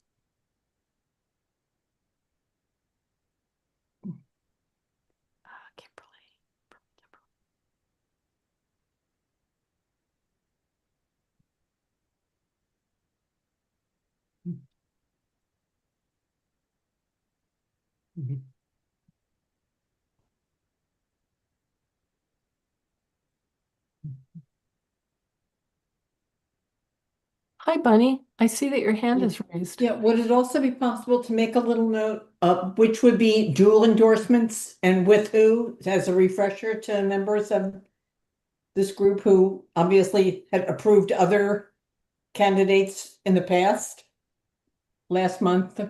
Why don't we bring that up when we vote on each of them individually? Okay. Yeah, I think that's a great idea because I did mention that just now about Katya.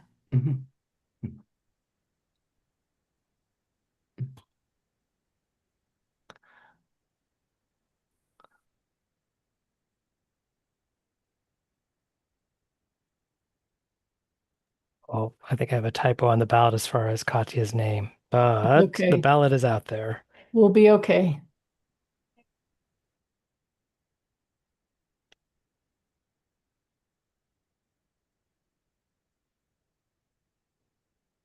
All right.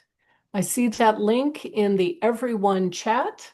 If everyone could give that a click and take a moment to vote on the possibility of Katya Zakharov as a dual endorsement for Issaquah City Council Position 6.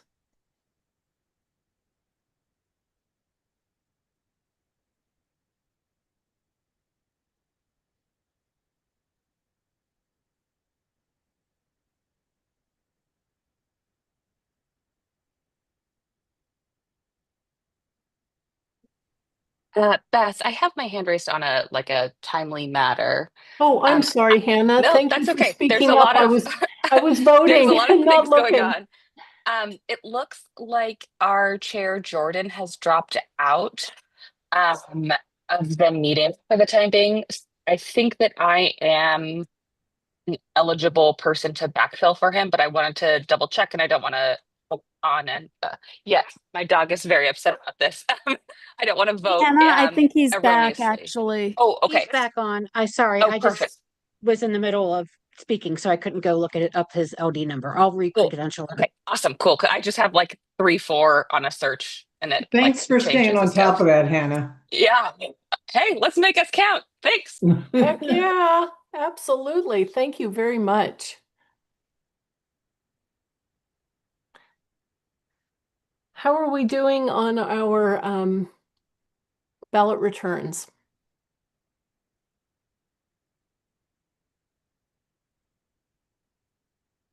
Sounds like we're still working on it. Thank you, everybody, for doing this.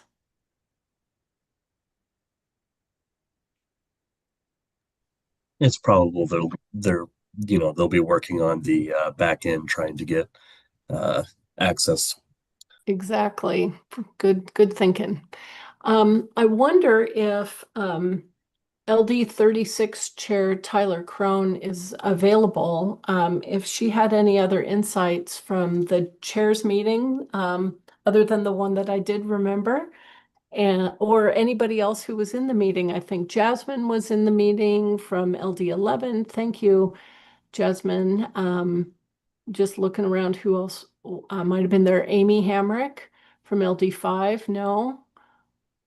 No, not there. No, don't remember anything. Could be both. Perhaps LD 48, Katie Masuris. Nothing interesting from in addition to the WADM's grant possibility coming out. Nope. Cool. Okay. Just thought I would do a quick poll.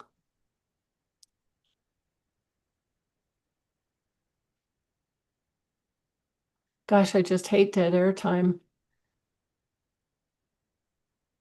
Sorry about that, guys.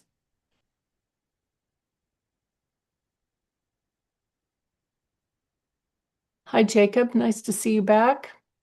I wonder, are you part of the tally crew? I am, but I don't know anything. Why are you asking? Okay, that's good. Always hunting for some new information. So that's okay. In the meanwhile, I will promote marching in Seattle's Pride Parade this Sunday. I'm really looking forward to it and hoping to see a lot of you guys there. T-shirts will be there for us. Thank you, Ricky, for making sure those are all taken care of. It'd be really nice to have a great showing and show support for that fabulous part of our big and beautiful community. And who doesn't need another great excuse just to be a little bit loud? I love that theme this year. Loud, loud, loud, loud. I did notice that if you're not a marcher, they are at the same time having a gigantic drag brunch at the Motif. So if marching isn't your thing, but you love drag, that's an option also. Hi, Amy. Hey, can I give a shout out for another Pride event? Yeah, sure can. Covington is having their first ever Pride event at the Covington Community Park this Friday at 3. So come Wow. celebrate the first for that area. Wow. Yay. Yay, Covington. That is great. And Hi, Ian. can I just add that Covington Pride is being organized by the 47th recent past chair, Catherine Williams, who we stole from Indivisible a few years ago. And so we've been really doing everything we can. They've gotten a lot of goofy pushback from the city. And so it's actually been quite an ordeal for Catherine to make sure that this is happening. So if anybody can go on Friday night, I know it would be appreciated.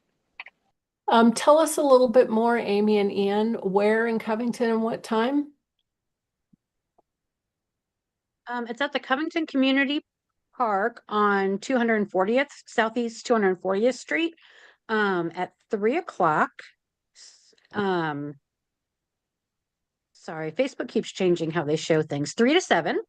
Let me see if she has any more details. I do know that even though the city as a whole might be giving pushback, they have gotten private donations from several city council members. So that's been a really great thing to see. That's awesome. That is And great. the library is going to be participating, have some type of activity there as well. Very cool. Yay. I love it. Covington's really representing. They've had some of the biggest protests of the whole region. It's been super impressive. Hi, Vijay. I see that your hand is raised.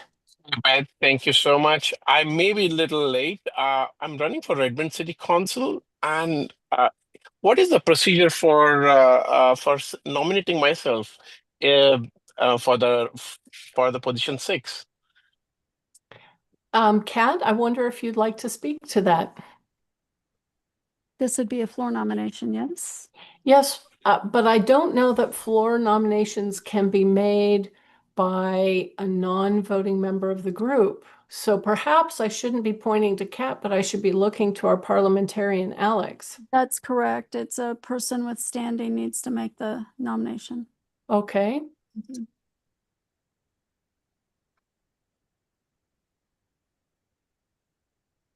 He has an asterisk in front of his name. Wouldn't that mean he was Yeah. a voting member? He is a voting member. He's a representative from his LD. Yeah. Excellent. That would So then we can add Vijay to the list. Thank you so much, Beth. Thank you.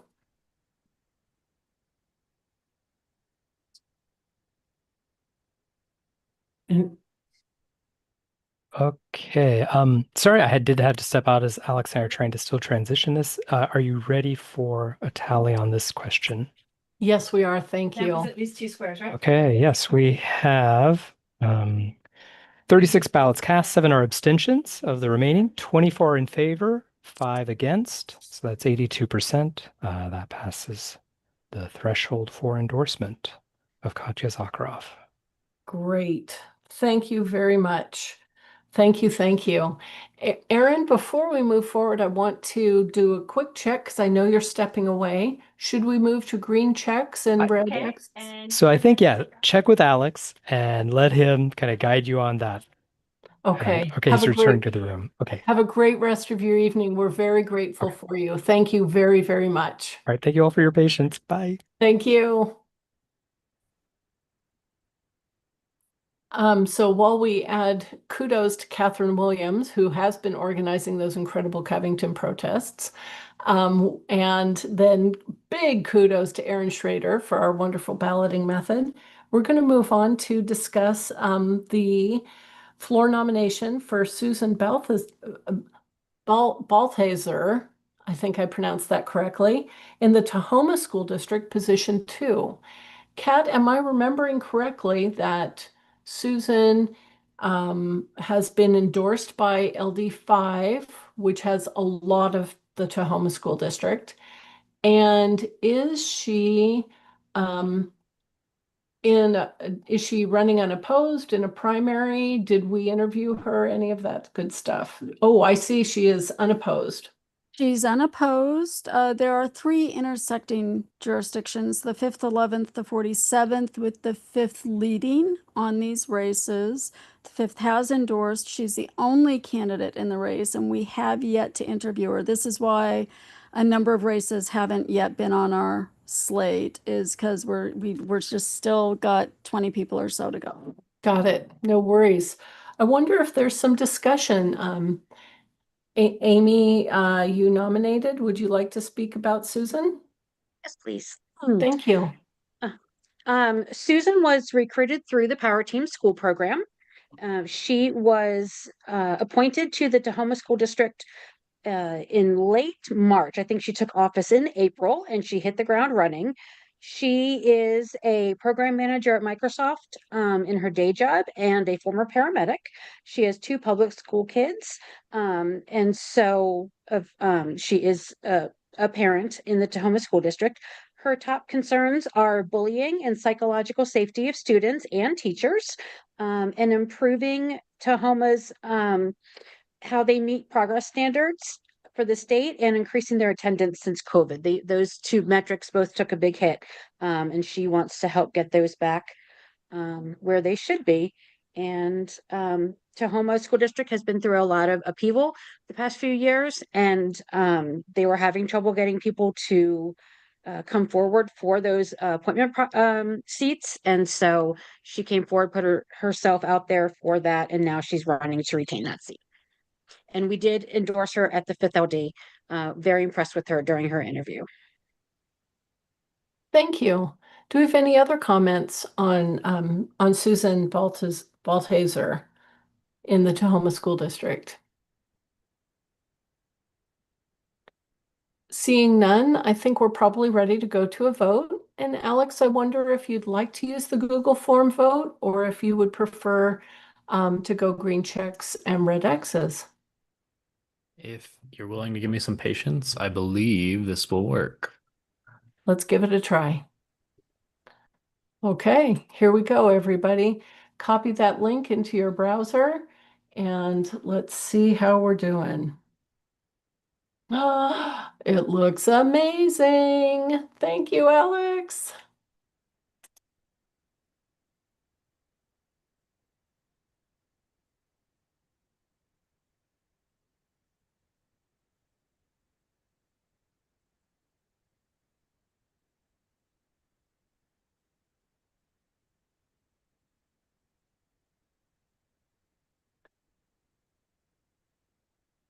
Thank you for that, everybody. Next up, we'll be discussing Adiba Tola for the Auburn City Council position 2. And I say that out loud just so that Alex can begin a form. Hi, I see your hand is up, Alex.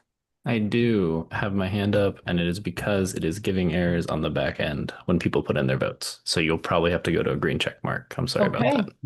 So we're going to abandon that form. I'm going to ask everybody to lock in their mind what they voted and go ahead and use your react button, a green check to approve endorsement of Susan Balthaser for Tahoma School District Position 2, or a red X. And you can definitely choose to abstain by, I would say by not voting, but perhaps the better thing to do would be the coffee cup. So we know that you're aware and you're just sitting that one out.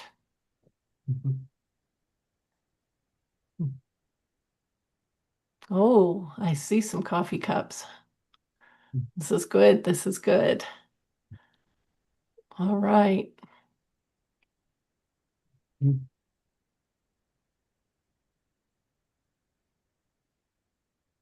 Okay.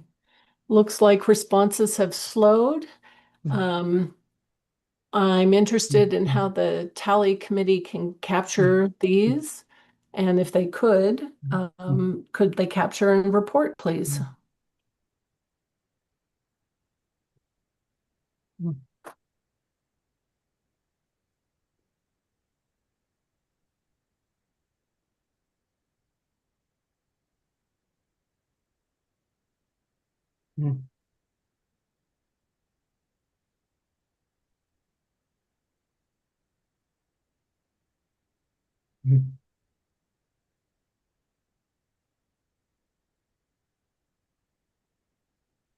LD 34 Chair Jordan Crawley, if you're able to give us a coffee cup or a vote, that would be great.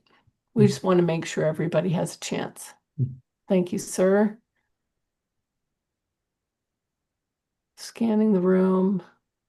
Not sure if Hunter or Brown or Mary Scanlon are still with us. Hi, Alex. Thank you for raising your hand. And so by my count, before you made the comment, there were 31 yeas, 4 abstains, and 2 noes. Great. That gives Susan above her 2/3 threshold. And Susan is endorsed. We'll be clearing our green checks now.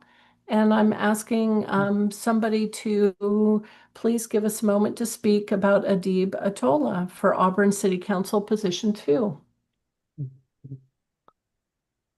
Can I? Did uh, I raise my hand? We can, yes. Hi, Hanan. And everybody, Hi. please lower your ballots. Sorry, I'm trying to. Uh, I'm not sure if my camera look like didn't work. So okay, It's I'm turning okay. my. Oh. So one thing I want to mention, Adib, if we endorse him, will be double endorsement because he's running.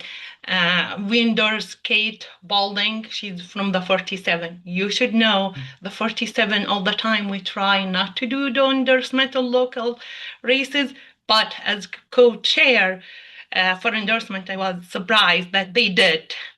Adib, his background, he's Adib, he was one of the finalists when we had the opening console. His background, I think his mom and father Irani and Iraqi and Lebanese, which I didn't know because he just looked like a regular white man. Only the name. He worked for Takwala. We really were impressed. That's why I think the time I'm being with 47, I see us double endorse someone. We call it like recruitment. We hope either one will win, that we, the 47, win. That's why I'm bring his name to do my duty for the 47, and hopefully he will win the vote. Thank you. Thank you, Hanan. I wonder if anybody else has a thought about Adib Atalal,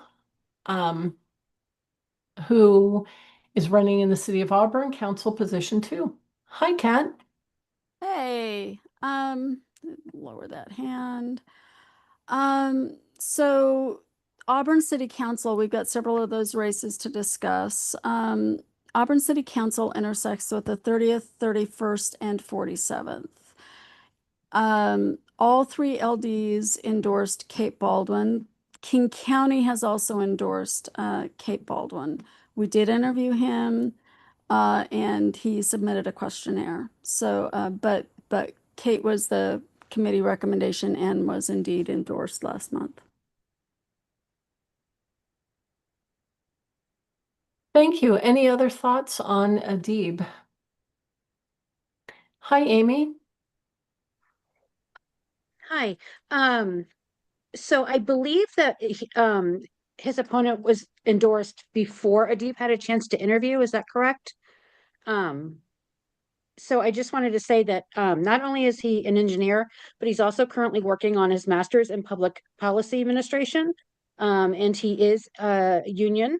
And I don't live in within the Auburn City Council, but I am in the Auburn School District. So I do have a dog in the fight or dog in the hunt on how Auburn City, how the Auburn City does. And I do think with him being an engineer and working for Tukwila Water Department, that he would be a good person to have on city council with those skills. Thank you, Amy. Eloise, I see your hand is raised.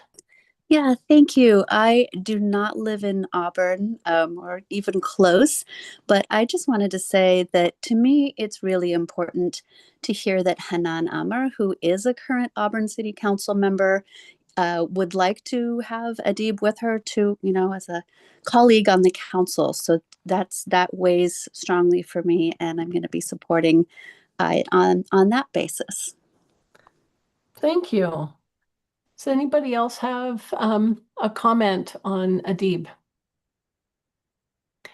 Seeing none, I'm just putting in the chat to help me remember who we are voting on. It is Adib Atalal for Auburn City Council position 2, and this would be a dual endorsement beside Kate Baldwin, who we've previously endorsed. Please use your Oh, I'm sorry. I see a hand raised before you vote. Vivian? Yes? No? You're okay. Okay. Hi, Alex. Hey, I might be able to get the responses going right now if you give me another 1 minute on the Google form. Okay.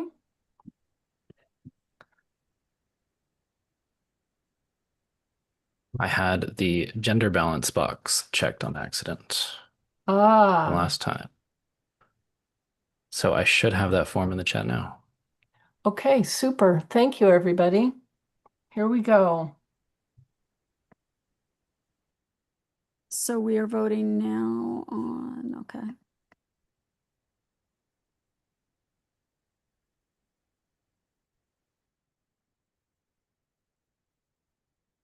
And it's looking like it's working this time.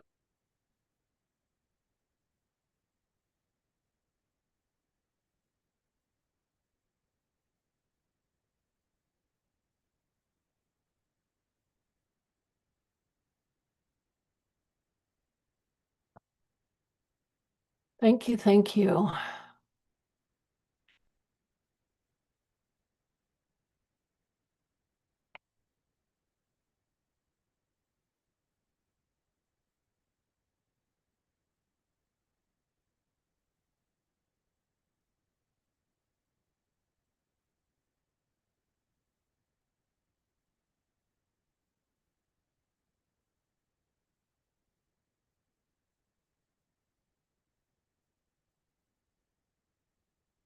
Okay, let me know when we're getting up there. We will next be speaking about Erica Thomas.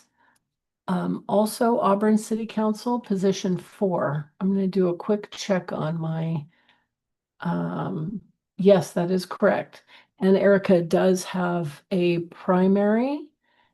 And Kat, correct me if I'm wrong, but I don't think any of Erica's competitors have been endorsed previously by us.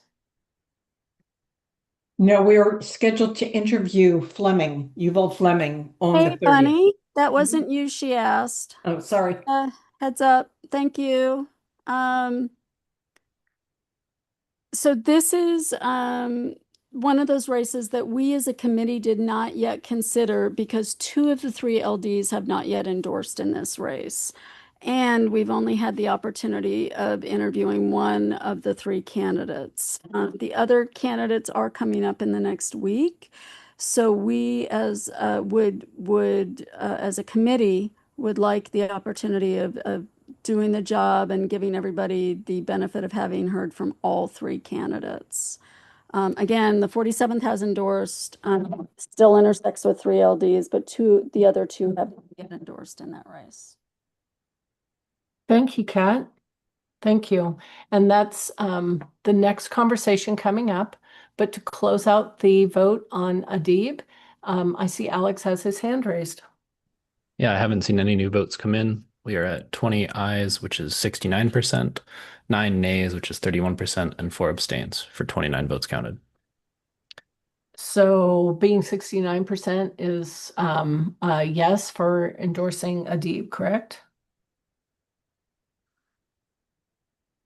Yes. Thank you. Yes. Hi, Ian. I see your hands raised. Is this the appropriate time for the next motion or to speak to it? To speak to Erica Thomas. Yes, please. So Erica is running in the city of Auburn for council position number 4. Thank you. Go ahead.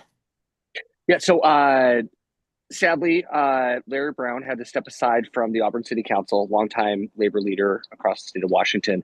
I had the great pleasure of interviewing Erica last month, and she bleeds labor. She is from a labor household. She's labor herself. She was very articulate on a lot of the issues.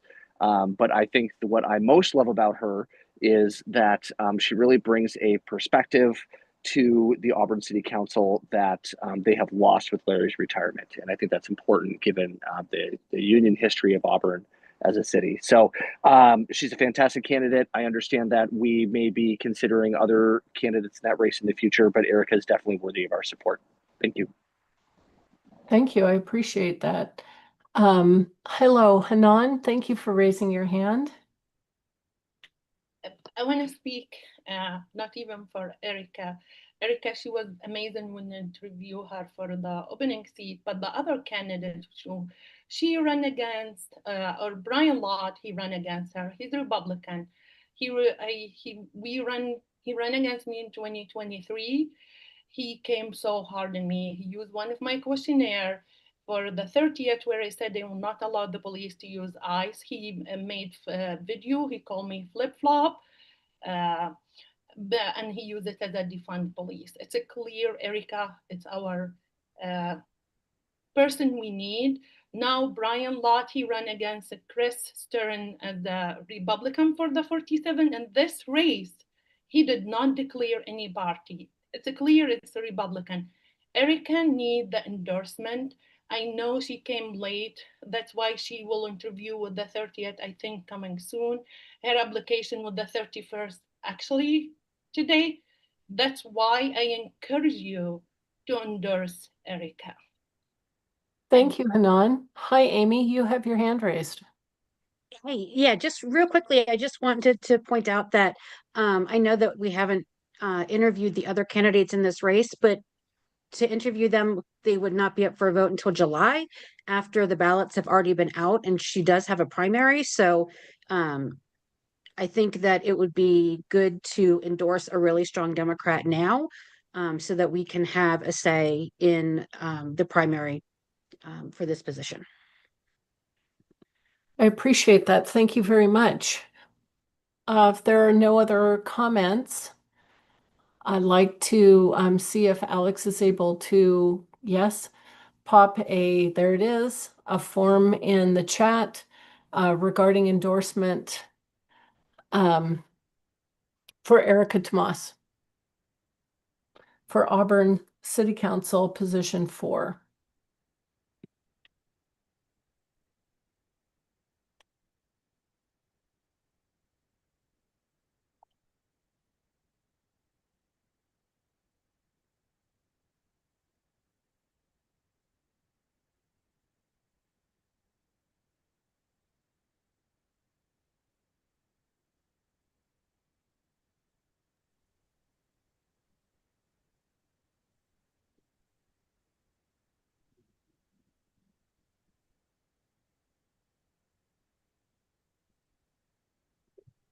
For the sake of time, Beth, I just wanted to request Rita Miller revote. You put no at the end for attesting that it's you. Oops, a slip of the mouse, probably. Thank you, Rita, for reopening your ballot and voting again. Hi, Julie. Thanks for raising your hand. Hi, yes, do we have a sense of how many more candidates we might be voting on? It's after 11:30 for me here on the East Coast, and effectively we were up all last night. Since Yeah. 4 a.m. yesterday. So. Yeah. So we have 5 candidates and 1 proposition. And if you would like to bow out, we are past time and you are on the East Coast, and we are very grateful for everything you've given already, and we would completely understand. I don't know if Tara in my LD, can she take over? Does it have to be the alternate, the King County alternate that would take over my vote? No, I could take over. Tara is a parliamentary pro. Oh, so okay, if she knows off the top of her head the order of succession and she knows she is in it, I'm going to believe her and not look it up myself because Well, I'm the only other 46 in the room, so yeah. I mean, aside from Galaxy and Hunter. Yeah. Oh wait, Lisa. Technically, is Lisa still here? But Lisa would only get 1 vote. So Tara, thank you for speaking up and stepping up. Yeah. And Julie, have a good night's sleep. Thank you so much. Thank you. Hi, Alex. Thanks for letting us know you're ready. Hey, yeah, so we have 3 votes less than last time, but it looks like they've stopped coming in. So with 22 ayes, it's 84.6%, 4 nays, 15.4%, and 6 abstains. So it meets the 63% or 66% threshold. Wonderful. Thank you so much. I really appreciate it. I really do. Our next ballot will be regarding Rick Polentan for a public hospital commission position. And Jasmine, I wonder if you could give us just like a super brief 15, 20 seconds about Rick. And I know it takes Absolutely. almost that long just to say the title of the race. I'm not even going to say his title, but he's the only person running in this race. He was the appointee for the race. He's been a union organizer and community organizer for the past 40 years, current vice chair of the 11th, past chair. He's fantastic. Please support. Thank you. Any other comments? Hi, Holly. Thank you for raising your hand. Hi, I'm also in the 11th, know Rick pretty well, and support everything Jasmine said. Rick is an excellent progressive Democrat. He's had many positions within the party, and he's a great union organizer.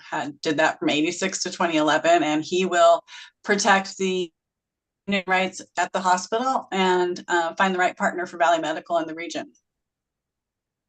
Oh, yes, that's quite a thing. Hi, Bunny. And the 30th, that also laps into the 34th, and we in the 34th have endorsed him. You have. Okay. Thank you. So endorsed by the 11th and the 34th, but his position does intersect with 7 LDs. I wonder if we have anybody concerned about making this, or if we might vote by acclamation. Seeing no concerns. Hi, Robin. Thank you. I don't have a concern. I just have a question. So, so I think you had said, Jasmine, that there was no one else in the race. So if there's no one else in the race, then what happened? He would just put himself on the ballot. So our endorsement will just help catapult him there, or do hospital districts appoint someone in this kind of scenario? So I believe he has been appointed to the position, but now has to run to hold the I seat. see. Thank So he'll actually be on the ballot whether we endorse him or not. Okay. But it is a really lovely nod from his home in our Democratic Party to say, yes, we appreciate you, Rick. Thank you for continuing your service. Yes. Yes, of course. Thank you, Jasmine. Thank you. In that case, seeing no, I'll ask again if there's any concern. Otherwise, I'm asking by acclamation that we approve. Seeing no concerns, seeing nobody against acclamation, we will accept Rick Polentan for Public Hospital District number 1, Commissioner, position number 4, and thank him for his ongoing service. Thank you, Rick. Yay. Next up is Sandy Hayes. Sandy is running for the North Shore School District, position 4. I wonder who can tell us a little bit about Sandy. Sorry, Beth, just asking, did we skip over Lisa Sturgis with Auburn? I saw Lisa Sturgis come after Kimberly Kelly. Gotcha. Thank you. Thank you. Hi, Kellen. Thank you. Do you have something to add about Sandy Hayes? I sure do. She would be absolutely wonderful for the position. I'll keep it short. She's been there for a long time, is now running to keep out a MAGA candidate from the race. The NSC school board next year is likely going to be a lot of new board members. And so she has the experience that's necessary to help guide them in handling a new superintendent, a budget deficit, and a number of other challenges that she has decades of experience handling. So I can't think of anybody better than Sandy. Beautiful. Thank you. Any other comments for or opposed to Sandy? Sandy does have a primary. Hi, Isabella. Thanks for raising your hand. You have the floor. Yes, hi. Thank you, Madam Chair. I just wanted to let the body know that Sandy Hayes has received the formal endorsement of the first legislative district. She has been reviewed by our members and has our full support. If I recall correctly, She was among the leadership there at North Shore that took the very important and brave actions during COVID. Some of the very first school districts in the country to do what they did to protect the kids. So I'm excited to see her on the ballot and certainly ask the body for her endorsement today. Thank you, Isabella. Kat. Yeah, I just wanted to say that it intersects with only two LDs. Both have endorsed her. We simply haven't had a chance to interview her yet, so we were not able to move on this race. Thank you. Are there any concerns about the possibility of endorsing Sandy Hayes in the North Shore School District Position 4? Knowing that both legislative districts are endorsing Sandy, and she seems to have wild support from her supporters in the room. I see no objection to Sandy Hayes. I suggest that by acclamation, we will endorse Sandy R. Hayes for North Shore School District number 417, Director District number 4. Yay. Thank you, Sandy. Thank you for stepping up and best of luck in that primary. Sounds like that's a doozy. I'm going to leave the proposition to the end and stay with our individual candidates, moving forward to Kimberly Kelly, also a North Shore School District. This is position number 5. Kimberly's in the same race that we previously discussed with Holly Bunchow. So we did hear a little bit about Kimberly from Kellen. Kellen, I'm going to give you the floor again, but ask for super short because we're at 8:43. For sure. We're past time. I won't repeat anything I said before, except that she's abundantly qualified. I think this race makes actually sense as a double endorsement for two quick reasons. Number one is that the two candidates have different bases of support and constituencies in the district, which I think it's important to bring under the umbrella of the King County Democrats. Kimberly is clearly the candidate heavily supported by teachers in the district, educators, staff members. And I think it's important to bring them into the fold of our democratic work. And she's received countless exclusive endorsements from them, as well as the 45th District Democrats. And the second reason is that it's a competitive primary. And the third candidate is an anti-trans, anti-school funding candidate who has received support from members of the community, and making sure that we're showing that these two candidates are the Democrats in the race, are people who fall under our umbrella and are willing to fight for our students, our parents, and our teachers. I think is an important thing to do to clarify that difference and to make sure that the MAGA candidate gets as little support as possible in the primary and doesn't make it to the general. So I'll leave it there. Thank you so much. That is definitely, yes, this is Kimberly who Kellen is speaking to, and that is definitely the goal of our school board power teams project to squeeze out those Moms for Liberty and MAGA candidates. And sometimes it's an embarrassment of riches to have two incredible candidates in the same race. Since we did do a balloted vote on Holly earlier, I would like to do a balloted vote on Kimberly this time. So we're treating those candidates the same way. So the vote coming to us shortly will be approving a dual endorsement. This time we'll be adding Kimberly Kelly for North Shore School District, Director District number 5. Whenever you're ready, Alex.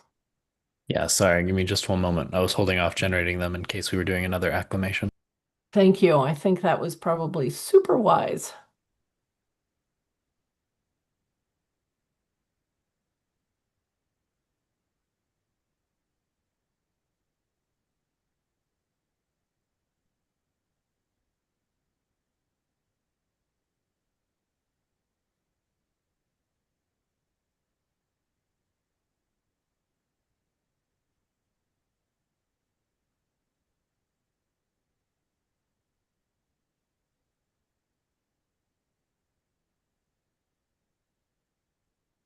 Well, I just put that link in the chat for Kimberly Kelly.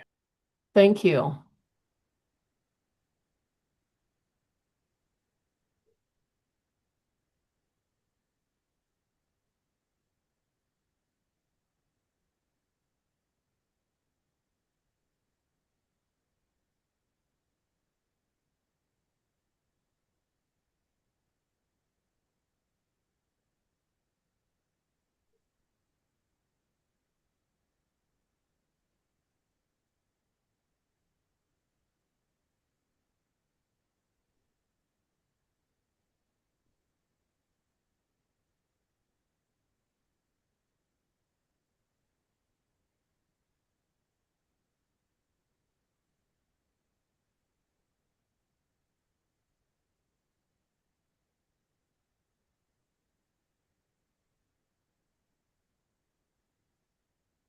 Looks like Tim has a green check in his box, so I want to make sure that his vote is acknowledged as well. I do see his vote online. Yeah. Thank you. Wonderful.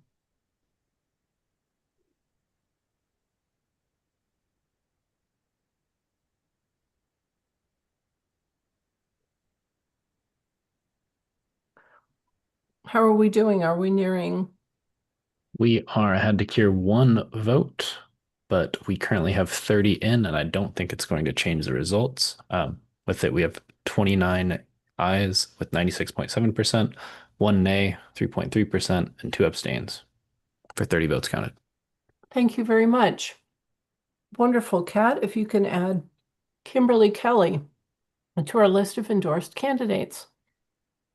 Next is the race you were wondering about a little bit earlier, Lisa Sturgis, Auburn City Council, position 6.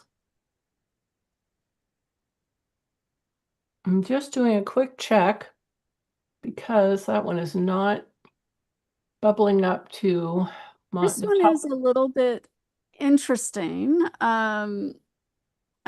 We haven't yet interviewed her. I will say this. However, it intersects again with 30, 31, and 47. The 47th has endorsed Lisa. As I say, we haven't yet interviewed her. However, the 30th and 31st did endorse in this race, but they endorsed a candidate who withdrew. So they haven't yet endorsed a current candidate. So we don't really have, a lot of LD information other than the 47th who we've heard speak about this already. So that's all I got on that one. Thank you. I see Hanan and Tim both have something to say. Hanan, would you like to go first? I will let Tim go first, then I go after. Okay. Okay. Thank you, Tim. Madam Chair, the 30th LD endorsed both Lisa and her Democratic opponent in that race. Oh, thank you, Tim. I wasn't aware of that. Thank you. I'll make a correction. Thank you. Yes. I appreciate that, Tim. Thank you. Hi, Ian. Thanks for raising your hand. I'm sorry, I lost track for a second. Are we doing pro speeches for Lisa? We're doing any speeches either for Lisa or not Lisa, but we're only talking about Lisa Sturgis, who is Perfect. in a primary for City of Auburn Council position 6. Yes, and there was a very competitive process for someone to get the appointment. Lisa won. We've already talked about two of the other candidates who are running, who also ran for the appointment. Erica Thomas, we endorsed, and Adib. And Lisa is, I had the great pleasure of interviewing her on the 47th Endorsement Committee. She's like a hummingbird. She talks about all the issues really, really fast. And she's really on point about everything. She's a great community volunteer. And I think it just kind of really embodies what it takes to be a council member. She's not looking for that next step. I think she's really comfortable where she's at and in her groove. So she is very worthy of our endorsement, and I encourage all of us to do that. Thank you. Awesome. Thank you. Hanan, has that covered most of the points that you wanted to make? No, I'm covering the other side. Okay, can you lean into your microphone a little bit? Can you hear me now? Let me Yes. And right now we're only speaking about Lisa Sturgis. So if there's something that you want to say that about Lisa not being No, Lisa, she just started with us. We interview her. We get application around 145 application apply for the seat, and we ended being interview 6. Lisa, she been volunteer with for longer time, and she's been for 2 months. She's doing amazing job. We hopefully she will be endorsed. yes, the other candidate being endorsed because it takes time when you're being US to apply for application. That's the reason. Thank you.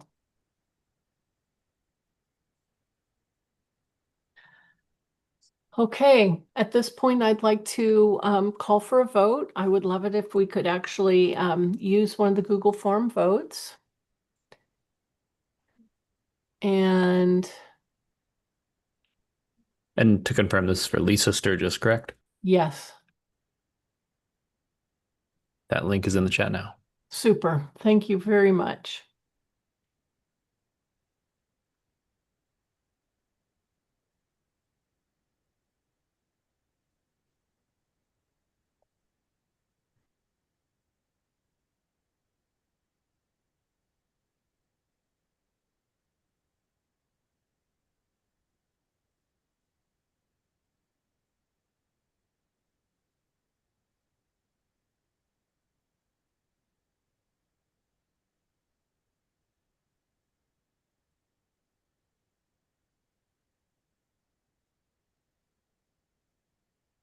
As a reminder, we have two more candidates, or one more candidate and one proposition following this tally. And because the candidate is in the room, I think we can have the candidate make a statement, but then move to the waiting room so that we can continue the rest of the discussion. But the candidate is a voting member and will have access to his ballot there.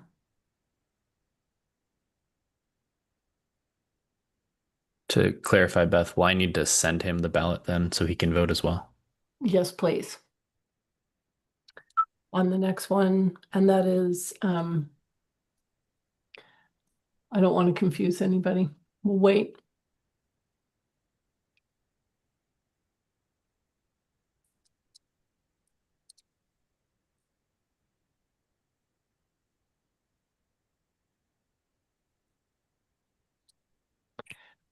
Secretary, thank you. Thank you, Alex.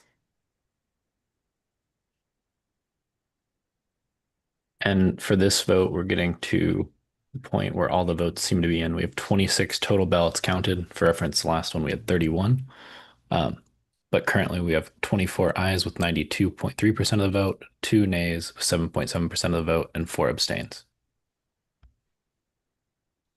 So Lisa passes our 2/3 threshold for endorsement. Thank you very much. Thank you. Thank you. I appreciate that. Our next candidate is a member of our group, and that is Vijay Benawal. And Vijay is running for the City of Redmond City Council position number 6. And this race does have a primary and does have an incumbent Democrat. Kat can offer more on the detail around those candidates, but if Vijay is in the room, I thought he might like to. I see you. Yay, go ahead and tell us a little bit about why you're seeking this seat. If you could keep it under a minute, I would be very grateful. Sure thing, Beth. Thank you so much. I'm a first generation immigrant. I came to Redmond 25 years ago, and it's been my home since then. I'm growing my family here. I have 2 beautiful kids, proud dad. Professionally, I've worked for Microsoft for 23 years, different products, MSN Explorer, Microsoft retail stores. I've great experience to be working in corporate. I ventured outside my work with Microsoft, took my living room ideas into building startups. I worked on few startups and few small businesses locally. I think the one that I'm really proud to share is having a small business here in Pacific Northwest, which is a grocery store, which generates around 300 jobs. And we are a very strong community participant in different ways. That includes during the COVID time, we were an essential service. We provided food to every place that was possible. I think we take pride in saying that. and I think it is something we will continue to work. I'm a big community leader. That the area that I really worked very hard is building a community around sports. I'm a big passionate cricketer. I played myself, but the most important thing is I think I focused more on developing the sport, developing the community, and focusing on the youth. I put cricket actually on a Seattle. Put Seattle on the USA map by serving as a USA national selector, and also our Seattle team actually won the 2022 minor league edition. To as I wanted to work in the civic role and public service, I am an active PCO with LD48 and also elected member in the e-board. The policy that I believe is that I want to focus on is affordability, focusing on housing and the healthcare, public safety, climate control, and fiscal responsibility. Trying to keep it very short, I think my main reason for running there is out of it my deep commitment to serve the community and be part of meaningful progress for Redmond City. That's my home. Wonderful. Vijay, thank you so much. Before we continue, I'd like it if you could please be moved to a waiting room. Appreciate very much you coming and sharing that with our whole group. Done. I'd like to see a raise of hands. Thank you, Kat. Hi, Hannah. Thank you. Is VJ in the waiting room? I'm assuming. Correct. Yeah, I just wanted to point out that VJ donated $1,200 to a Republican candidate for state senate, Jaskaran Singh Soro, last November, trying to unseat Lisa Wellman. So No. yeah, so that's up there. Oh dear.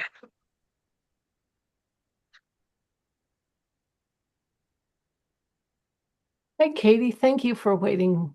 I appreciate it. Thank you. In LD48, we did not make an endorsement in this race. None of the candidates that were voted on for endorsement cleared the 2/3 threshold required in our LD of all candidates.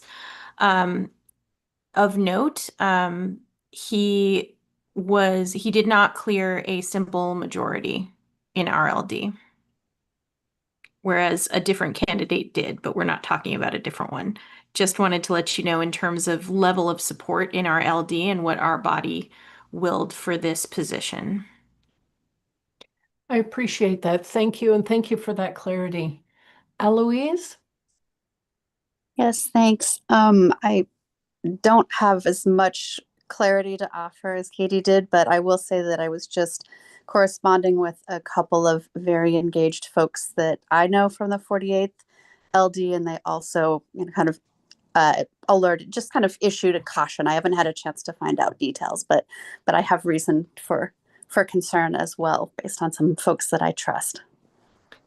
Thank you. I appreciate you passing that along. Kat, do you have some insight to offer to us? Yeah, just the stats on this. As you mentioned, it's a 3 Democrat race, one of whom is the sitting city council member, is the incumbent.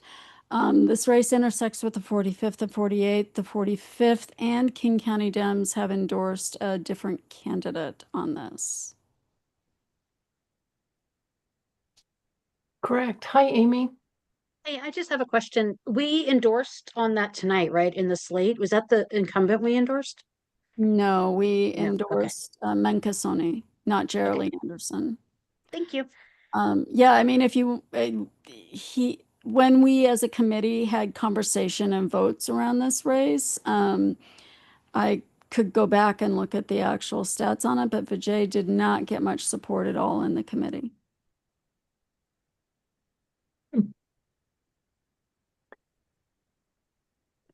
Okay, thank you. Seeing as conversation has dwindled, I would love to see a ballot for Vijay pop into our chat. Thank you very much, Alex. I appreciate that. Well done getting this all figured out. If everybody could take a moment and vote on Vijay's nomination. I also put that ballot in the waiting room for him to vote as well. Thank you. Thank you. Very appropriate. Thank you. I want to note there's a very obvious error on the very last question of this ballot, but just to emphasize that this is the ballot specifically only for VJ.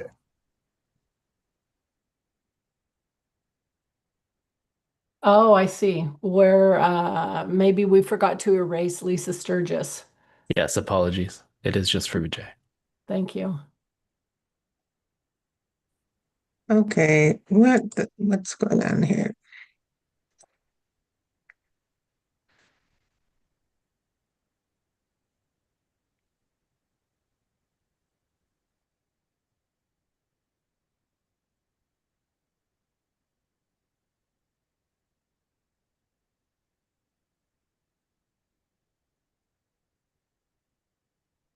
Is this ballot going to be redone?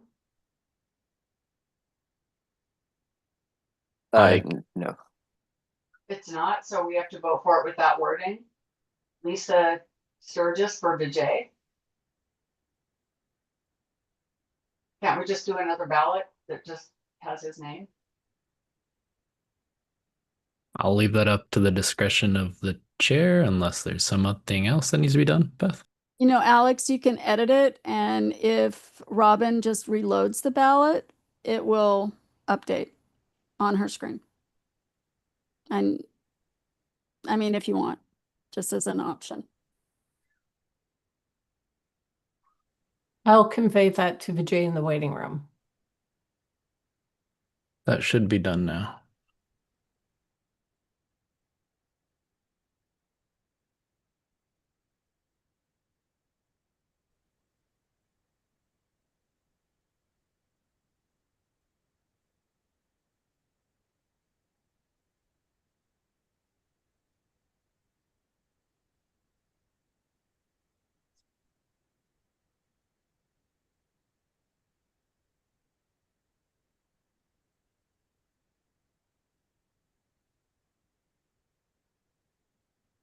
Okay.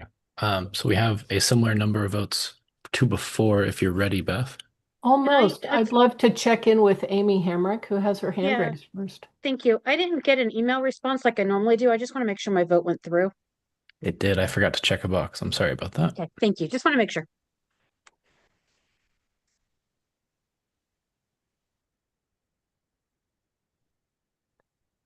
Okay, we're good. Thank you. Okay. So there are 29 votes in. For reference, the last vote was 27. There are 3 ayes with 10.3% of the vote, 26 nays with 89.7% of the vote, and 3 abstains. So it does not meet the 2/3 threshold.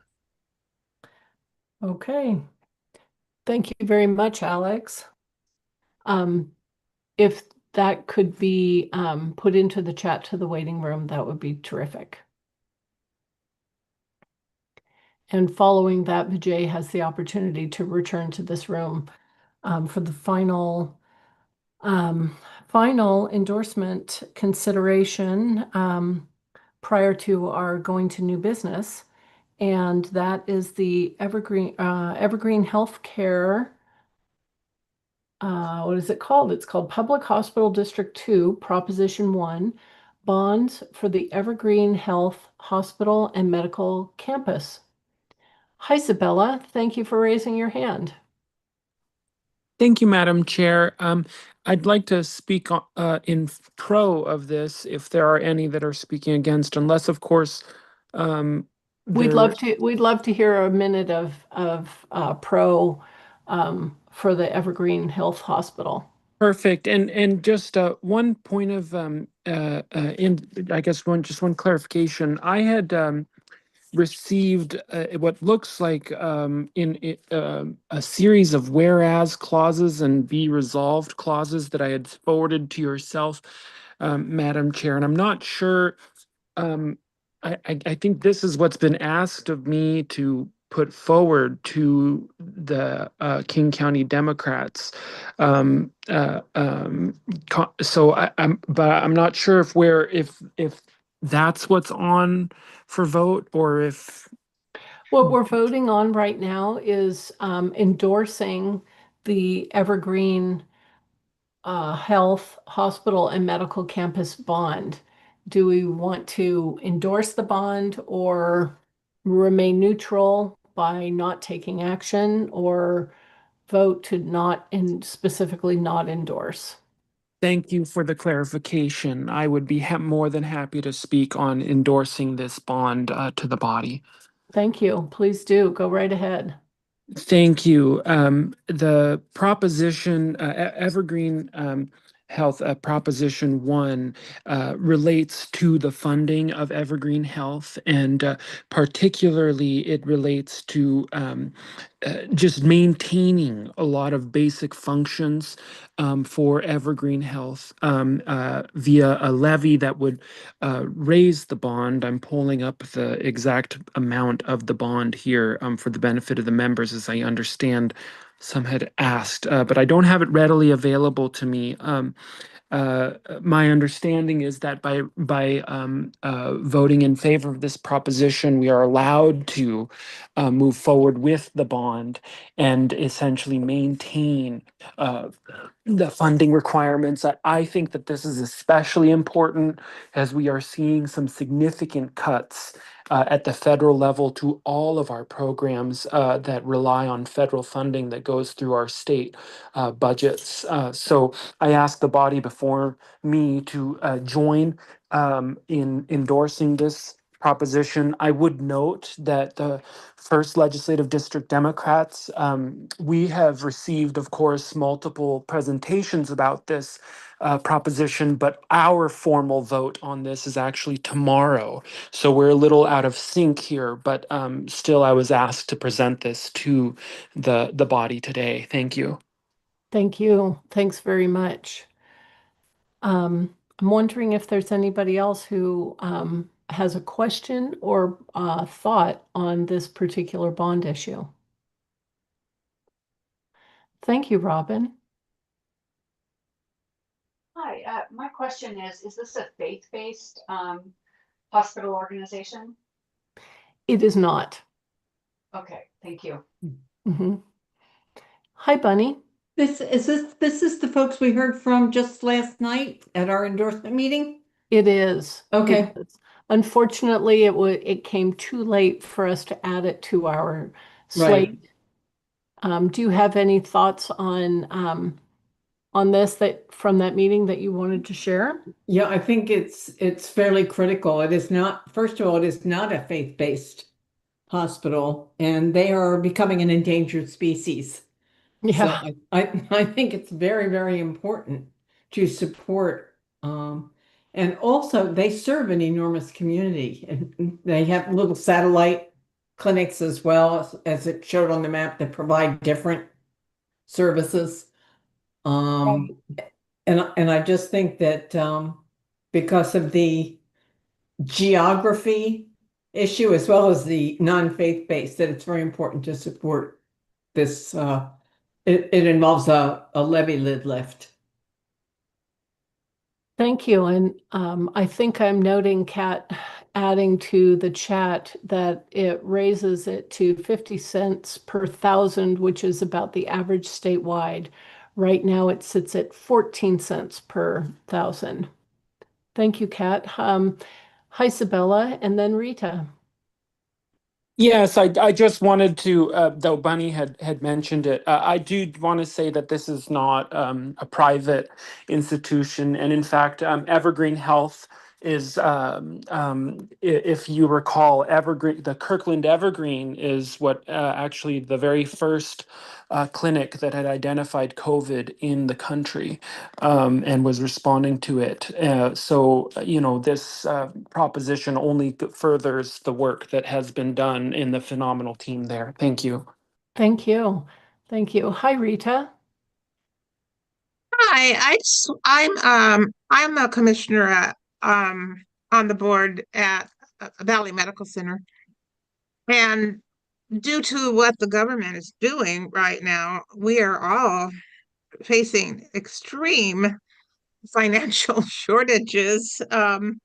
So I think this might help, but I can't see that it'll help that much. It's just awful. It's terrible. And all of our employees are mad at administration because they think it's us, but it's not. It's Trump. So this is great, but I don't know what it'll do in the long term. But I would absolutely agree with supporting this.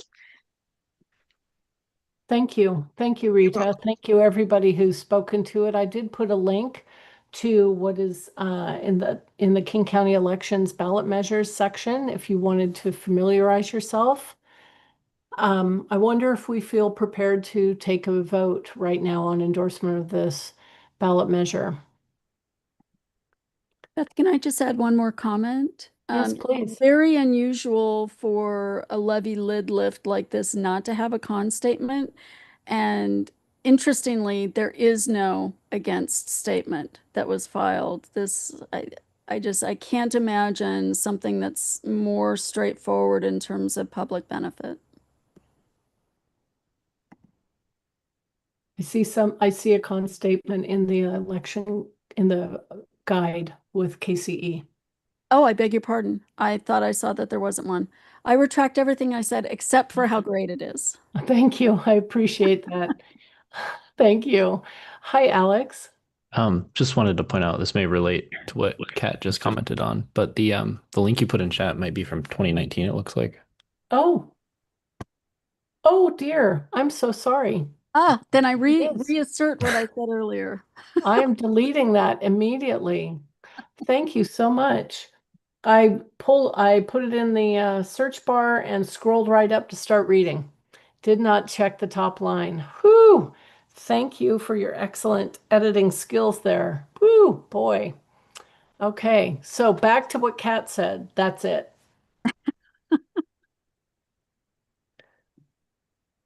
Thank you, thank you. Okay, in that case, I think I would like to call. Oh, hi, Robin. Oh, so sorry. I know our meeting's going over, but I just have to say, I'm a healthcare provider, a nurse. I work at the UW, and these public hospitals are so critical to helping ensure equity. They do so much more than provide healthcare.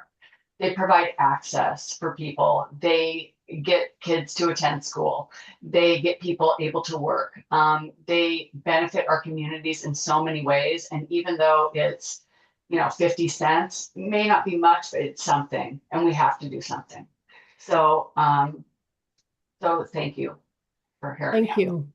In their presentation, we did learn that they're the only place where there's in-facility hospice care in this region. And that was pretty significant to me, having had parents who have needed hospice care. So I appreciated that. Do you have another thought, Robin? I don't. Sorry. Okay. Thank you. Okay, at this point, thank you for the correct Ballotopedia entry, Kat. I appreciate that. And I'd like to call for a vote on support of the Evergreen Healthcare and Hospital Prop 1. Could we vote by acclamation for this one?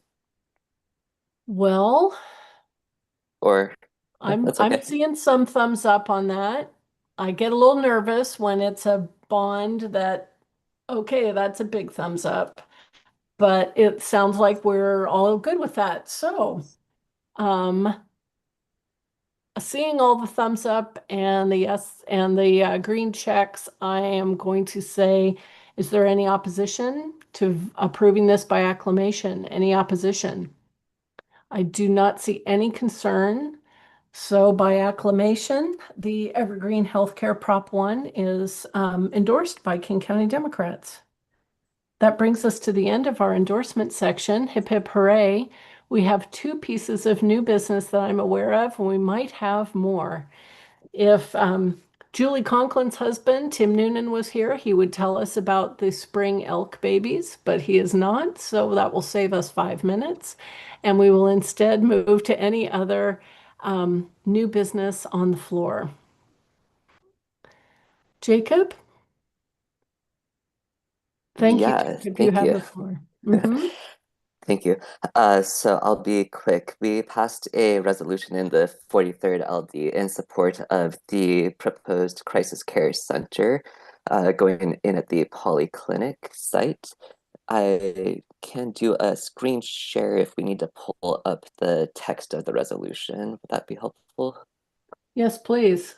All right, let me find, let's see. Thank you, Jordan, for raising your hand. As soon as Jacob is done, I promise to come straight to you. Just have to switch windows.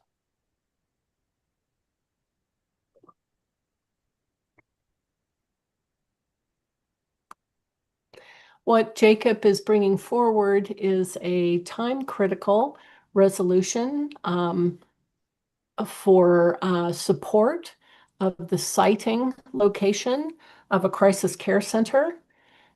Thank you for popping that into chat as well. And it was included because we had advance warning, but not quite enough to have it come from the resolution committee. But it is time critical because I believe the King County Council is voting on this very soon. Am I correct there, Jacob? Yes, our understanding is the decision will be made sometime in the next several weeks. We don't have the exact timeline nailed down, but very, very soon. Great. And And it so had really, oh, go ahead. I was just going to summarize that right now, King County has the one walk-in facility dedicated to serving people in behavioral health crisis, leaving emergency rooms being the other option. The crisis care initiatives now in its implementation phase, and it's time to activate these centers. And one location that's been identified is the former polyclinic at 1145 Broadway, which is in the 43rd district. So the 43rd has taken action on this. It's a logistical choice due to its zoning for behavioral health services already, its proximity to hospitals, and also transit. Jacob notes that the 43rd has passed the Crisis Care Centers initiative by 79.2%, and the proposed location would benefit residents of the 43rd as it would anybody in the region, because you can be brought to these crisis care centers from anywhere, which is amazing. This site allows for opening earlier than perhaps another location that is not already designed for healthcare and community service such as this. So it is resolved that the 43rd Dems are strongly supporting the crisis center. It is resolved that the 43rd, and if we were to sign on and adopt this for us, that we would urge our members to contact King County Executive Shannon Braddock, Seattle Mayor Bruce Harrell, the Seattle City Council, and I would say probably the King County Council as well, in support of locating the crisis care center there. So I see a hand up, and I wonder if it's a question about this. Hi, Andrew. Hi, I just have my hands up to speak for the resolution if we're having four speakers, please. Yes, please go right ahead. We're having a couple of comments either way about supporting this resolution. I would like us to support this resolution. One thing, I live in the area, I live close to the area, and the capital gets this very bad rep of things that are not supposed to be. And when we want to do things to solve the situation, the same people that complain are the same people that push back. And also, as someone who was formerly unhoused and homeless, I do want to stress that centers like this are not only for crisis, but they also help people begin the journey to recovery. It also gives them a sense of being, a sense of knowing that there are people out there that understands and supports. And one of the major things that this would bring about is it will reduce the volume of patients or people that go to the emergency room, so that real emergencies so let me not say real emergencies, but the emergency rooms will be reduced with the number of people that go there if there's a crisis center. And that's one of the major things that I also want to stress about that. And this is highly needed. And please vote for this resolution. Thank you. Thank you. I appreciate that. Hi, Kat. Thank you. Yeah, I am wondering, I don't know if this is permissible in the current format, but does anyone have any context on what the council's current thinking is on this? You know, the Crisis Care Center levy, it's paying for 5 centers. One is in Kirkland, it's open now. One it needs to be dedicated to youth. So that leaves 3 to situate across the county. And I'm just curious if anybody has any insight into what their thinking is, why this might or might not be desirable from the county council's perspective. I just don't have any insight into that other than, you know, this is in the middle of a really populous area. I don't have any insight. Jacob? I could chime in and just say that Claudia Balducci was at the meeting where we passed the resolution, and she had said that she was excited that we were taking it up. Oh, thank you. That really helps. Yeah. Hi, Dean. Thanks for raising your hand. Oops, you're on mute. Oops, you're still on mute.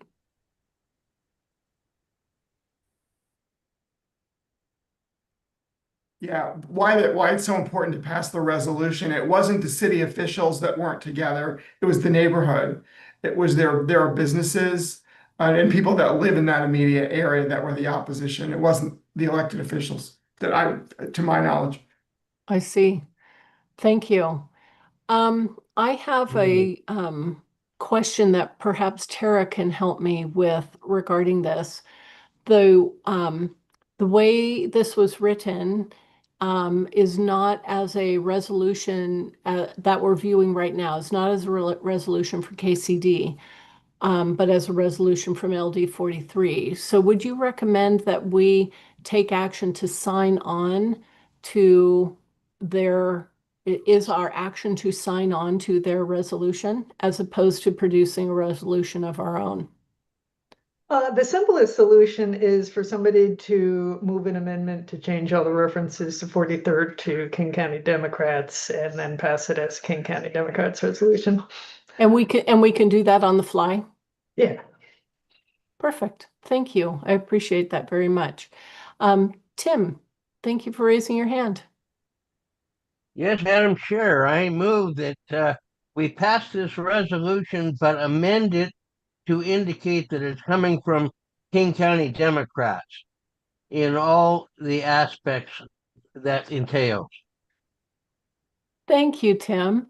So we have a motion on the floor to... Seconded, Sabella. Thank you, Sabella. Moved and seconded to adjust this resolution to reflect it being from King County Democrats. And with that and with this conversation, I'd love us to use our green check marks or red X's to vote on, wait, did I miss something? Nope, I'm good. Vote on adopting this resolution.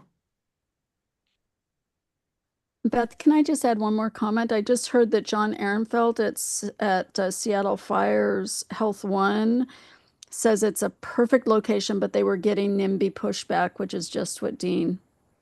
Yeah, so the fire department loves this as a location. Love our firefighters. That's super helpful. Thank you. Thank you. Okay, it looks pretty clear to me that we will be passing this resolution. Thank you, everybody, and thank you very much for bringing that forward, Jacob.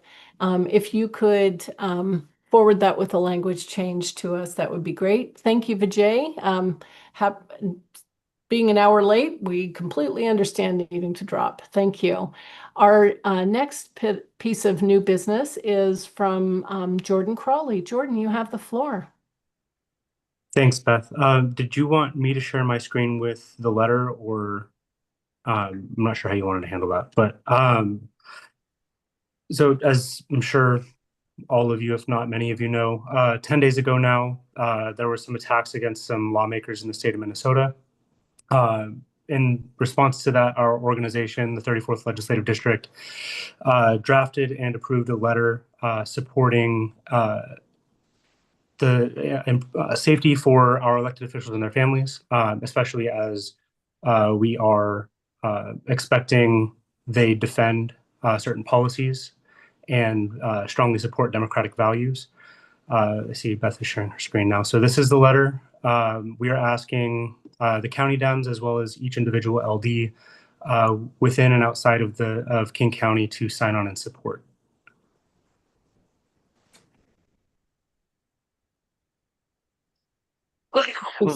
This was also included in our reminder call to meeting. Beth, do you want me to share it? My text might be a little more readable for folks. Sure. Okay, here we go.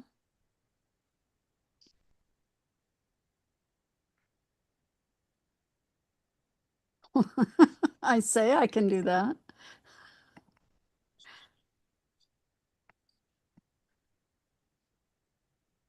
Is that a little better? Yeah, I can see that one. I can also read it out loud if anyone's still having difficulty reading it.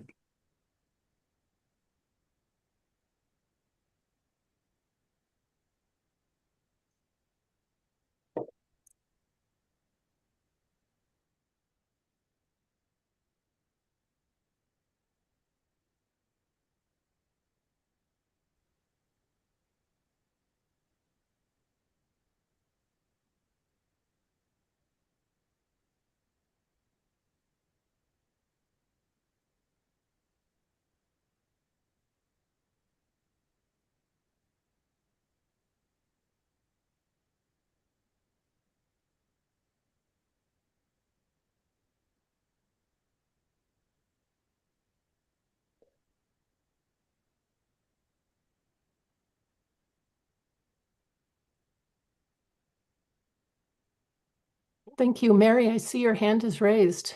Oh, I just want to make a motion to approve this by acclamation. Thank you. Do we have a second? Beth, do we need to also change this to our language? I think we're signing on to this letter. Got it. Thank you. Is that the correct request, Jordan? Yes, and I can also put a link in the chat for any LDs who'd like to sign on individually, sharing it with their organizations. Thank you. Thank you. Hi, Hunter, you have your hand raised. I was just going to second. Oh, thank you. Appreciate that. I see it there. Then if are there any concerns about adding our name to this letter with LD 34? Seeing none, I move that motion and second is approved by acclamation of the body. Thank you. Thanks, Eloise. Jordan, thank you for bringing that forward. I appreciate it very much. Yeah, thank you all for your support. Mm-hmm. Is there any other new business on the floor? Hi, Robin. Hi, no new business, but I'm wondering who the letter is for that we just agreed with. I mean, I agree with the letter, but I just don't know who is it for. Who is it being mailed to, Jordan? It's being distributed to obviously all the LDs. We're also trying to get each of the individual county Dem organizations and the state party to sign on and support. Once all the co-signers start filing in, we will be working to publish it with like local media and things like that, so it actually gets more attention. I see. Yeah, we need a law. Well, we have laws against murder, but you know. Thank you. Thanks very much. Hi, Kat. Well, you might be interested to know that Republicans in Washington State Legislature unanimously rejected funding to increase security for our elected representatives in the state. I recall. Yeah. Yay. Yeah. There we go. Is there any other new business that we'd like to bring forward? Any other good of the order? A brief good of the order. This is Preston Anderson. Hi, Preston. Yeah, just my thoughts from my peers. I think it's probably past due time to maybe stop using just generically the term that this person or that person is MAGA.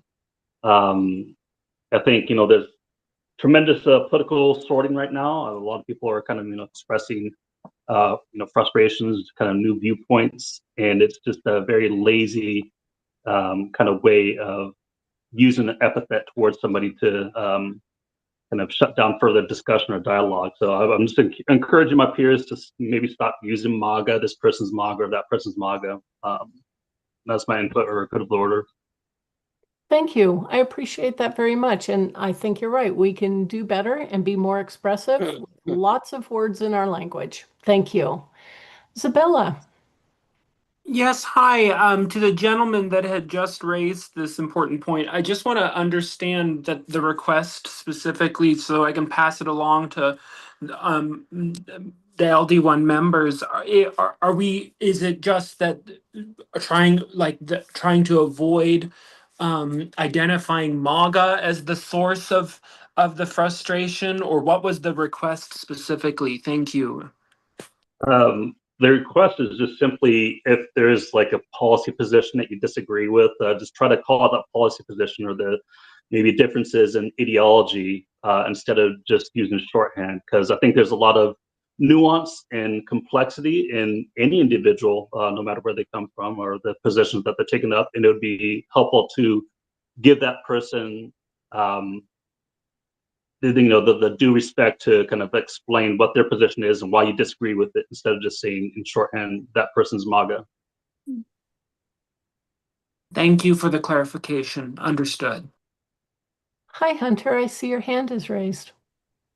Yep, I put this in the chat, but just in case anybody didn't see it, Pride March is this weekend, and hope all of you can make it out. If you forgot to order your shirt on time, I have 2 extra, a large and a medium. So if you'd like those, let me know. Happy to let them go at half price.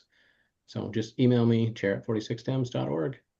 Super. And Hunter, just confirming that Ricky still is in possession of the shirts, right? No, sadly, well, thank you, Ricky, for dropping them off today. I didn't know they were coming today. I'm so sorry. I really feel like I wasted your time. So I apologize for that. But yeah, I do have them. Okay, so we would definitely correspond directly to you. Got Yeah. it. Okay, super. Thanks, Hunter, and thanks for the clarification. Any other good of the order? Hi, Hannah. Can I just clarify? So Hunter only has his shirts, or does he have all the shirts? Because I haven't gotten my shirt. Hunter has 2 shirts, his, I'm and delivering them all this week. I did the rounds in Seattle today, and then I'm going further outside of Seattle in the following 2 days. I'm delivering them personally. Okay. I can also meet you somewhere if that's easier. I'll be in Linwood tomorrow. I don't know if that helps any. This is probably like off Yeah. chat, but yeah, we have each other's email addresses, so Okay. we I'll can shoot you get an in email. touch, but I'm making sure to come to everyone and make it easiest for them. And happy Pride. Thank you. Yay. Thank you. Any other good of the order? Loving it. I want to say a special thank you to Alex Jones for taking over our Google Forms balloting tonight. That was big job, big job. Well done. We really, really appreciate it. Thank you, Alex. Thank you, everybody who hung in there with us. It was a lot of work tonight, and I really appreciate you all. I'll look forward to seeing everybody at the Pride Parade, maybe even at Covington, and then in a month where we meet to do something really similar again. And hopefully we'll have cats amazingness there. And with that, I am hoping to hear a motion to adjourn. So moved. Thank you. Second. Tim.